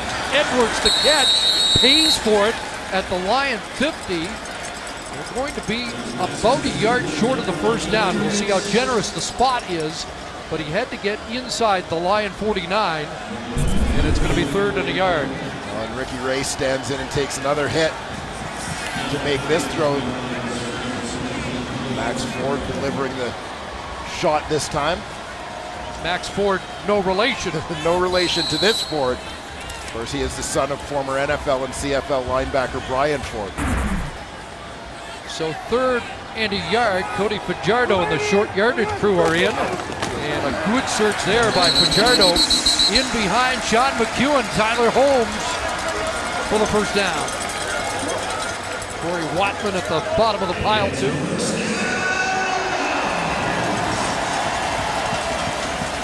Fajardo winning a job in Toronto ahead of Drew Willie.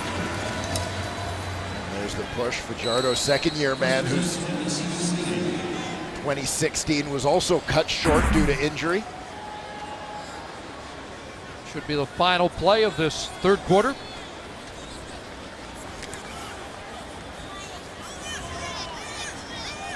Argos on the fringe of scoring territory.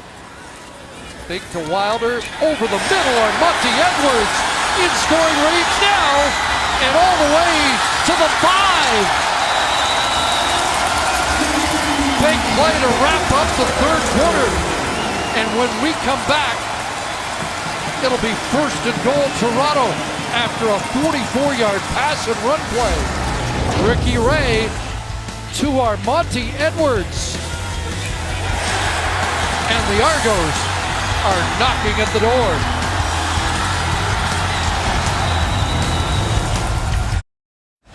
"45 minutes in after that big play by the Argos, getting the passing yardage up to 255 on the night.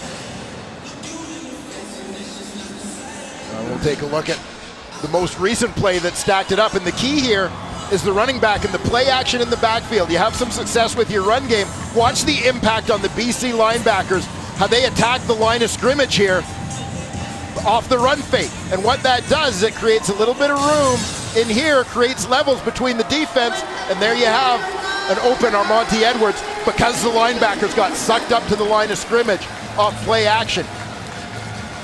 Why do you need to establish the run? Because it helps open up the pass. The Argos right back inside the Lion 5 where they stalled on their last possession. Trying to punch it through, this time with Wilder. Fake to Wilder, there's Edwards. Touchdown!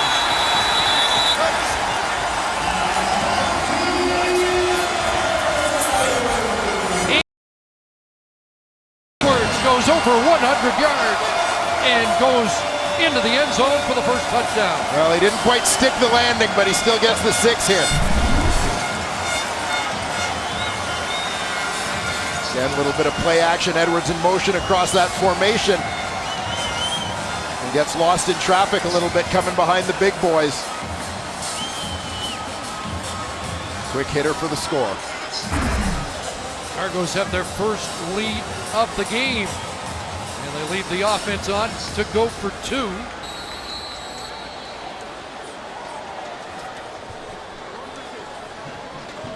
And try to take a 7-point lead.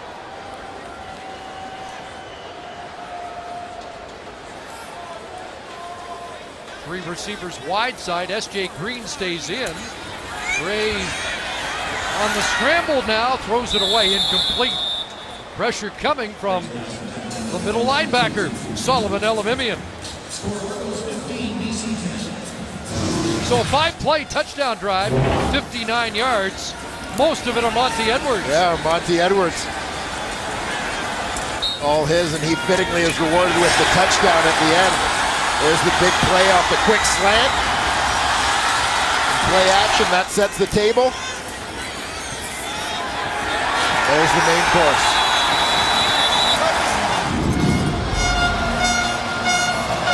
Two-time Walter Payton Trophy winner.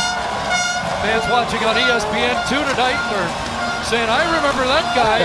He's the guy that beat Michigan. Yeah, he used to seeing him on the other end of those pass and runs.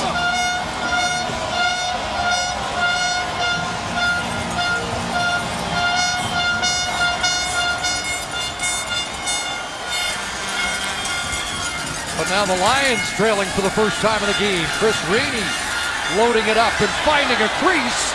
And Rainey up with his best return around the 40-yard line. Take one more look at the Edwards touchdown. We talked about that play action, setting things up. You're going to see Edwards just on the left side of your screen.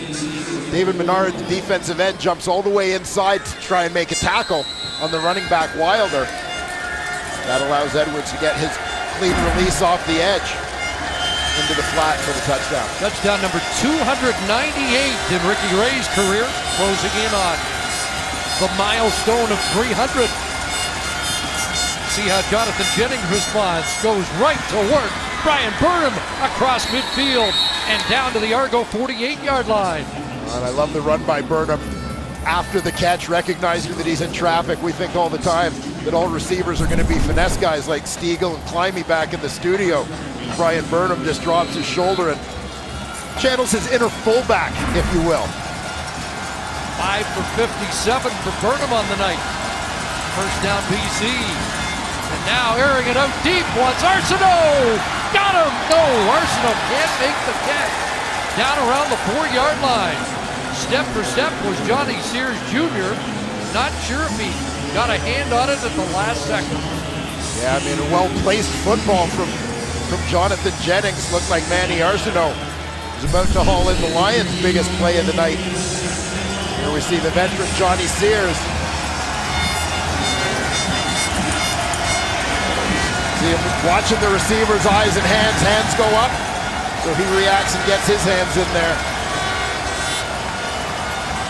Might have been a touch early with the contact. 2nd and 10, Jennings guns that over the middle. And again, a connection to Burnham and a first down BC.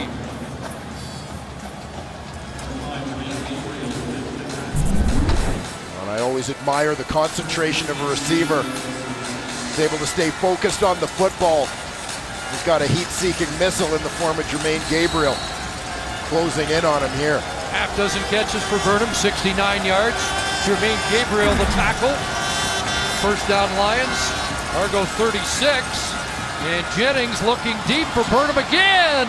And he brings it down against the newcomer Brandon Harris.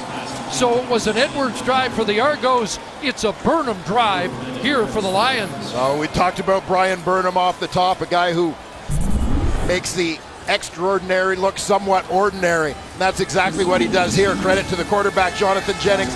Gets it to the outside where only Burnham can get it. He walls off the defender, boxes him out, goes up and gets it at his highest point. 7th catch, 102 yards. Flags fly. This play will not get off. Burnham talked about being embarrassed by the Lions' performance last week. Trying to make amends here in Procedure. number 2. BC, number 50. 5-yard penalty. Remains first down. Kirby Fabian jump, so they'll walk back 5 yards.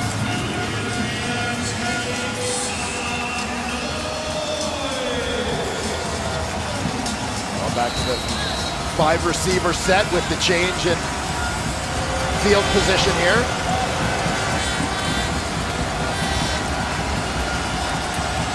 So first and goal from the 8.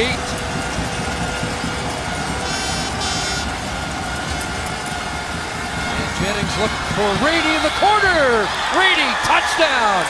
Great catch. And the Lions get the lead right back.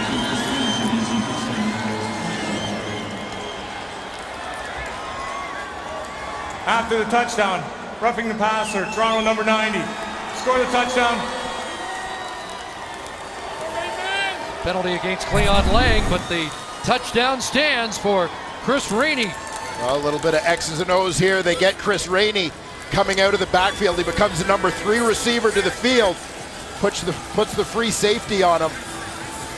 A little bit of a mismatch in terms of coverage, and again, Jennings puts the ball in a good spot and terrific concentration by Rainey to pull that one in. And the X factor in that Lions offense, Chris Rainey caps the drive, 6 plays, 70 yards in just under 3 minutes. Didn't take long for BC to get it back. Now they'll go for 2, and they get it. Nick Moore with the catch. And BC has a 3-point lead.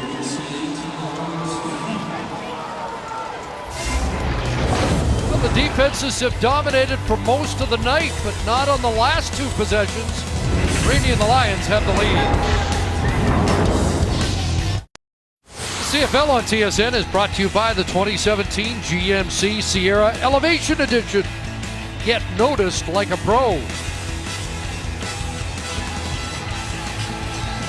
First touchdown pass thrown by Jonathan Jennings in 2017. The recipient, Chris Rainey.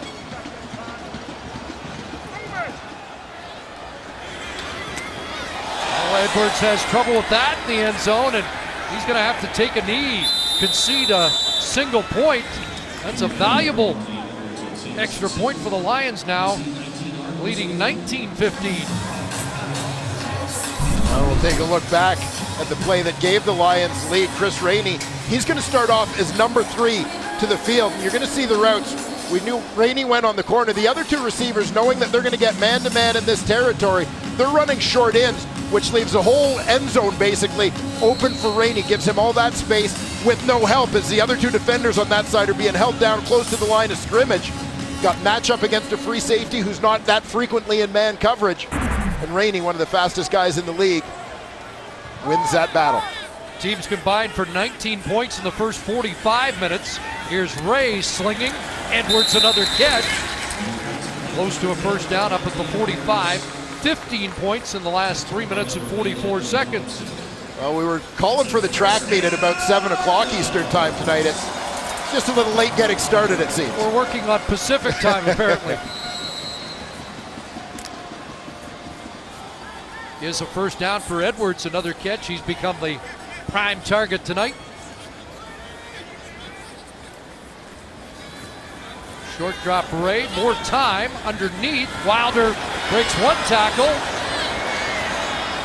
and doesn't want to go down. Took a hit from Fenner. Elamimian hanging on.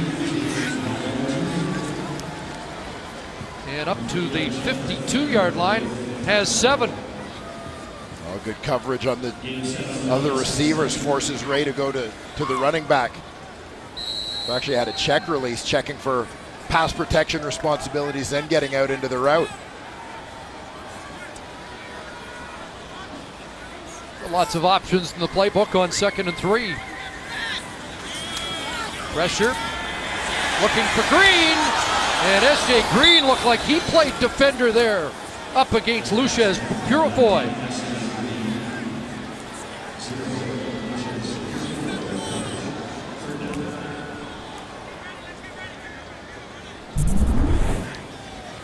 I'll keep an eye here on the running back, James Wilder Jr. stepping up in pass protection, meets the defender right in the gap and stands him up. And this is the biggest thing if you want to stay in the lineup. On a Mark Trestman offense, you better protect that quarterback. Iralahu, short punt. Iannuzzi up beyond the 35-yard line for BC. So just a 29-yarder for Iralahu. And the Lions with the lead by 4 and decent field position. To 283 yards on the night passing, with more on the line. Quarterback, here's Matthew Shinetti. So much talk about what he can do through the air in the pocket, CC, as you stated by his numbers. But there's an ongoing conversation about what Jonathan Jennings can do with his feet. And we asked him and Wally Bono this week of what the sweet spot is. Jennings has been a little hesitant to add a run game, but when he talked to offensive coordinator Kahari Jones, he said it's just about finding a nice level for Jennings to move the pocket, to move protection, and it's not necessarily putting pressure on him to add a run game, but slowly get it to add to his repertoire, because he has the mind and he has the arm and he has the legs. Guys. 5 carries, 28 tonight. The run game doesn't work on the handoff inside to Rainey. Marcus Ball dropped Rainey for a loss of 4. Big 2nd and 14 coming up.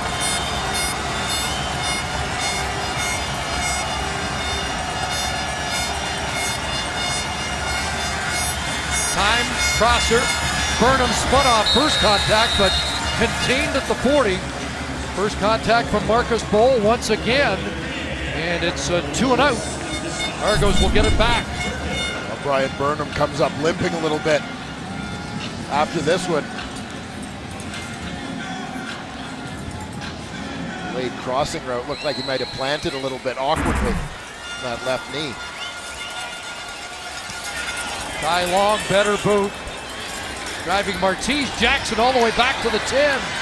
Dropped it, picked it up, and is down at the 14-yard line. Chandler Fenner, the gunner, on the punts. 51 by Long that time. There's cause for concern on the Lion bench. Brian Burnham on the limp.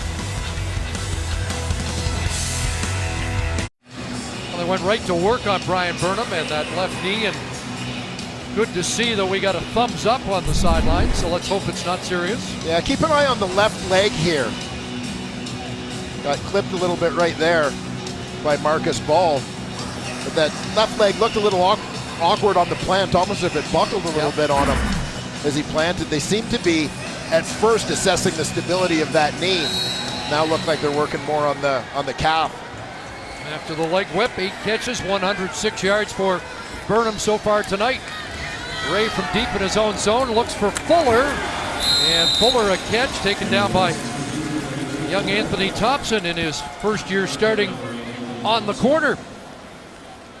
And a matchup of 8s that might not be over with tonight.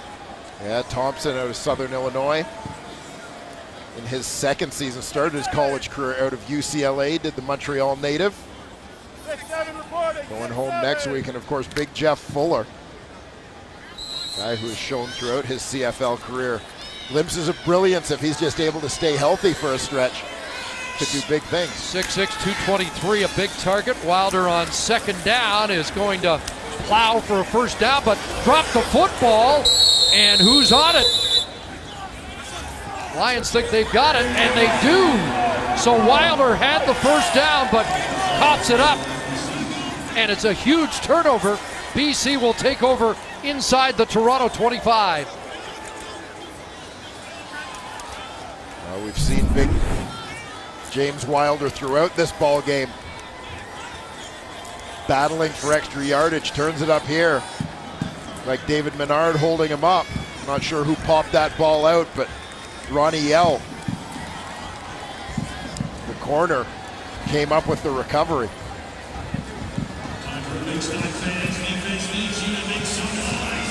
And there's the strip. It looked like DeQuinn Evans ripped it out of there.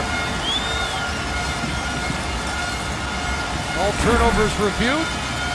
That will stand. Fumble recovery for Yell. That's the second turnover for Yell with an assist from DeQuinn Evans. And now the Lions can open up a 2-score lead. And off to Jeremiah Johnson, a former Argo, down around the 15. Johnson, the Oregon product, started his CFL career here in Toronto. A couple of seasons ago, had a stop in Ottawa with the Red Blacks along the way before signing with BC prior to the 2016 season. Just the 5th carry of the night for Johnson, 37 yards. He had 92 last week against Edmonton, so 2nd and 3. Argos need a stop. Jennings going to throw with pressure over the middle. It is caught, and Brian Burnham and his knee are just fine. Apparently. Another tough catch in traffic, no problem for Brian Burnham. He's lined up as the number 3 receiver here in the slot. Blitz comes from the secondary, opens up the middle, he takes it, there it is. Cassius Bond the tackle, but it's 1st and goal, BC at the Argo 3. Jonathan Jennings goes over 300 with that completion. Hit the 300-yard mark 9 times last season. 1st and goal again, it's Jeremiah Johnson. And the push in the pile, and push him into the end zone. Touchdown, BC. That pile moved 5 yards into the end zone when the initial contact was around the 2.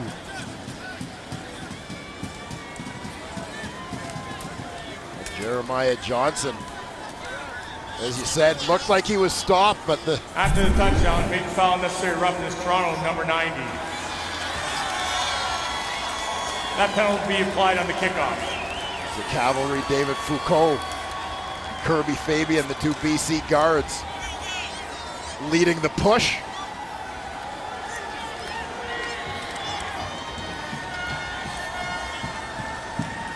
And the Lions win that trench battle. So Cleon Lang on both touchdowns. takes a penalty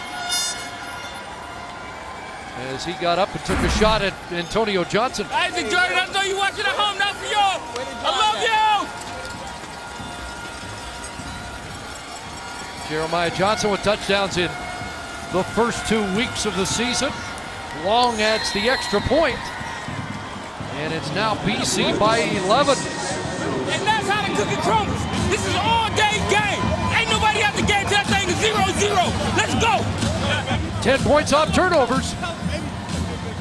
And BC, the team that scored 16 fourth quarter points last week, have a pair of fourth quarter touchdowns here in week 2. An indication as they push that lead to 11 that we may see a little more of Jeremiah Johnson with the rock in his hands coming down the stretch.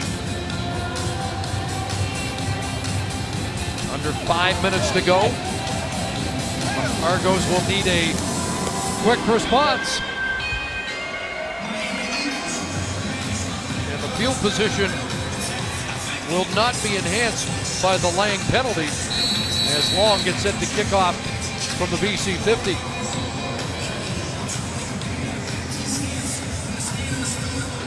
Armonte Edwards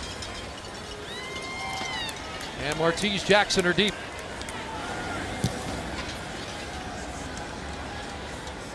Long keeps it in play.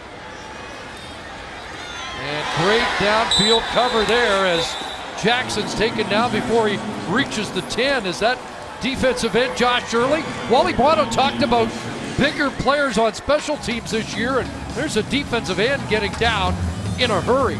Yeah, if you've got some big bodies who can run, that creates all sorts of matchup problems. Surely out of the University of Washington. You know, and at 11 points, you're in a tough position when you're Toronto, because if you can get an 8 with a 2-point convert and a field goal, 11 points keeps it at a 2-score ball game, so you're thinking we better run it out rather than giving up another single. Talked about the Argos going vertical. We'll see if they do on this possession. First pass underneath, incomplete, intended for S.J. Green. That's such a tight situation to be in terms of your options within the playbook, just due to the field position here.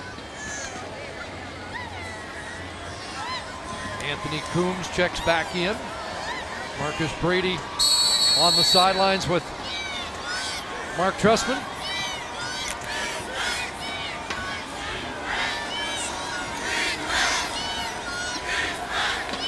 Second and 10. Ray's pass incomplete under duress again. It'll be third down. 11-point lead. You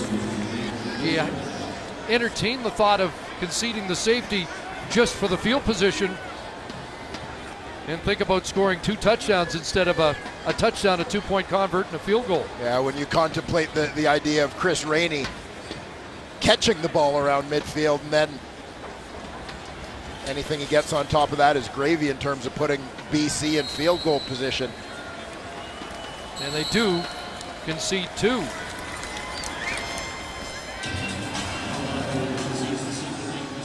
The 2017 GMC Sierra Elevation Edition. Get noticed like a pro. So the Lion lead now 28-15. Ricky Ray, one of his last 5 after an impressive touchdown march early in the fourth quarter. Struggling to find their rhythm after it seemed like they had really hit it with the Armonte Edwards drive included. Lions are going to take the ball at the 35-yard line, not give the Argos a chance to short kick here.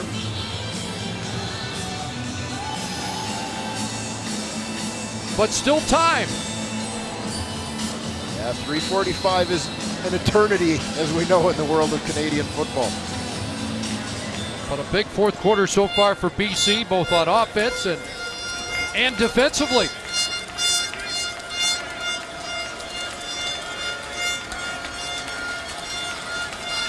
Five-man front.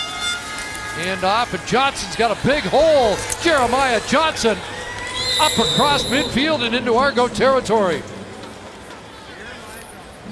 And that to me is what I'll call winning football, a situation where everybody in the building should be anticipating the run. And they're still able to turn in a successful play on the ground.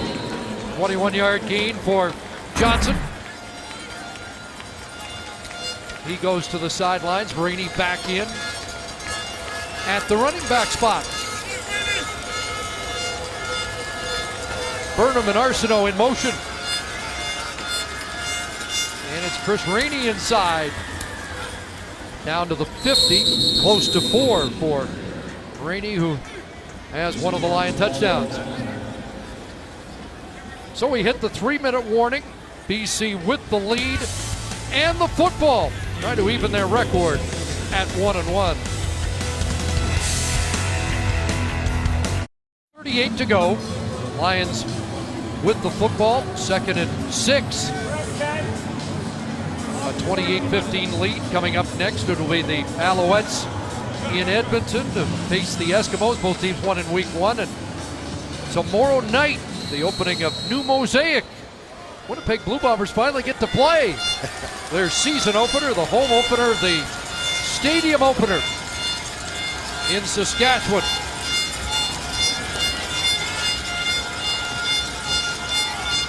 Six receivers set. Jennings calls his own number. And down behind the line of scrimmage. Punt team will come on. Victor Butler with the tackle.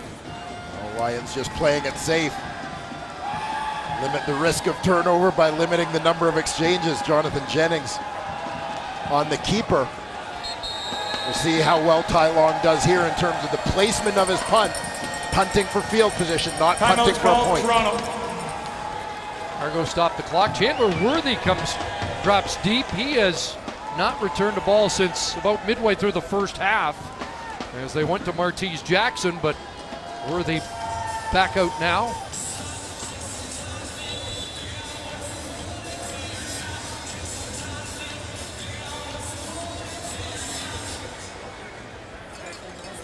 And a reminder, the biggest names in tennis come together as Wimbledon gets underway on Monday.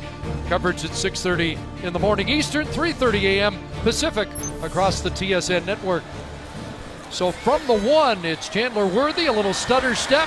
Can he get outside? Tripped up at around the 8-yard line. So another long field for Ricky Ray after a 50-yard punt. Well, and this is one with an inexperienced returner. I'm not sure what the instruction was from the bench at 13 points, but to me, 13, 14, if we're playing for field position by taking a safety, play for field position there, let it bounce and see if it rolls into the end zone. Just keep an eye on the kicker to make sure he doesn't run down to get it, but anything that close to your goal line, inside the 10, definitely inside the 5-yard line, let it bounce and try to play for the single. Argos had 8 plays over 25 yards last week, need a big play in a hurry to get things going. A pass for Fuller caught. Steps out at the Lion bench. Stops the clock, and they will mark him short of the first down. No, excuse me. It is a first down beyond the sticks at the 19. You see the clock management at play. Hitting those sideline routes, allowing the receivers to get out. Stop time until the next snap. Lions gave up a big play last week late to Brandon Zylstra. There's Fuller and Ronnie Yell not letting him get away. But you know, the Lions secondary will try and make amends here and make sure it doesn't happen 2 weeks in a row. Yeah, an opportunity for redemption with a chance to close things out on D. 2nd and 8. Ray finds Armani Edwards, a first down up at the 40-yard line. 19 on that pickup. And Edwards has been the favorite target tonight. Yeah, not part of the 100-yard club last week, but certainly there tonight. 10th catch of the game for Edwards, 131 yards. Ray over 300 on the night, wide side. Posey gonna get out of bounds and stop the clock once again. 87 seconds remaining. The Argos looking for a score, and then to get the hands team on for a onside kick. Meanwhile, the Lions, knowing it's going to be ball in the air the whole way here, making use of their full D-line rotation, trying to keep their guys fresh for the pass rush. Timeout's called. BC. The Lions didn't have the right personnel on, so they call a timeout to make an adjustment. Brian Turner comes on, and Craig Rowe heads off. They have to do some balancing in terms of the rotation to make sure that their ratio requirements are met here as well. Max Ford checks in.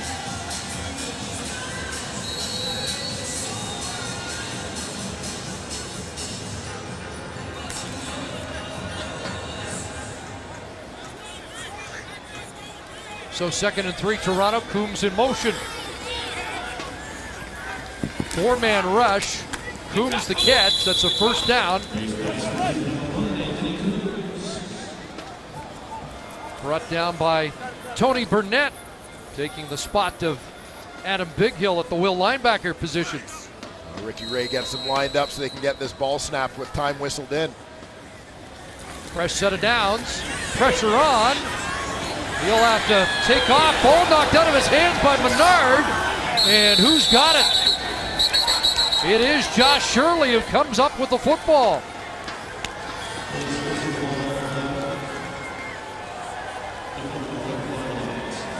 Another Lion takeaway, and that's going to do it. Yeah, Ricky Ray on the scramble was looking to throw here. Josh Shirley doubled back on his pass rush. Keep an eye on 98 at the bottom of your screen. Menard with the strip. Shirley with the recovery. Third takeaway by that Lion defense on the night.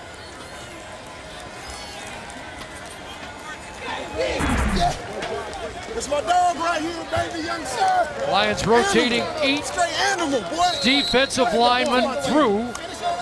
Josh Shirley brought his game face tonight. All business. Good job, boy.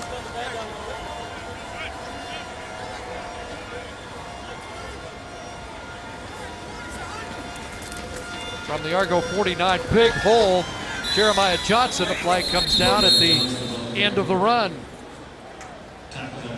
Just a reminder, this is the first of our Canada 150 weekend doubleheader. Holding. BC number 84. 10-yard penalty. Remains first down. It's Durant and the Alouettes against Riley and the Eskimos coming up next. Both teams winning in week 1. Well, the Eskimos look dangerous in BC. Saw Derek Taylor talk about Brandon Zylstra. Thought Duke Williams looked like the next great receiver in the league. The next big thing. Penalty against, did I hear Arsenault was the culprit there? Wally Buono not happy about it. Pushes BC back to the Lion 51.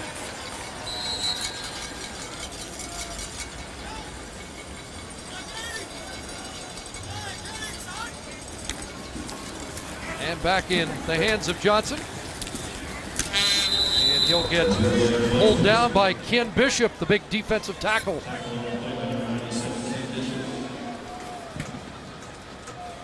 The Lions, always good to get a win in game 1 of the extended road trip, as we discussed earlier.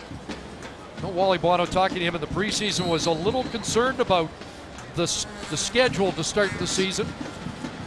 Yeah, when you've got 3 or 4 on the road to start out east, but boy, they continue to own the East. This will be 8 wins in the last 9 starts against Eastern opponents, and again swept the East last year on the road.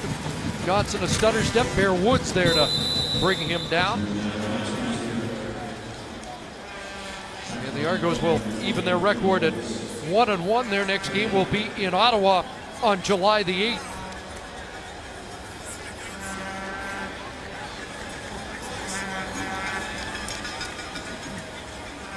Lions did a good job keeping the clock running.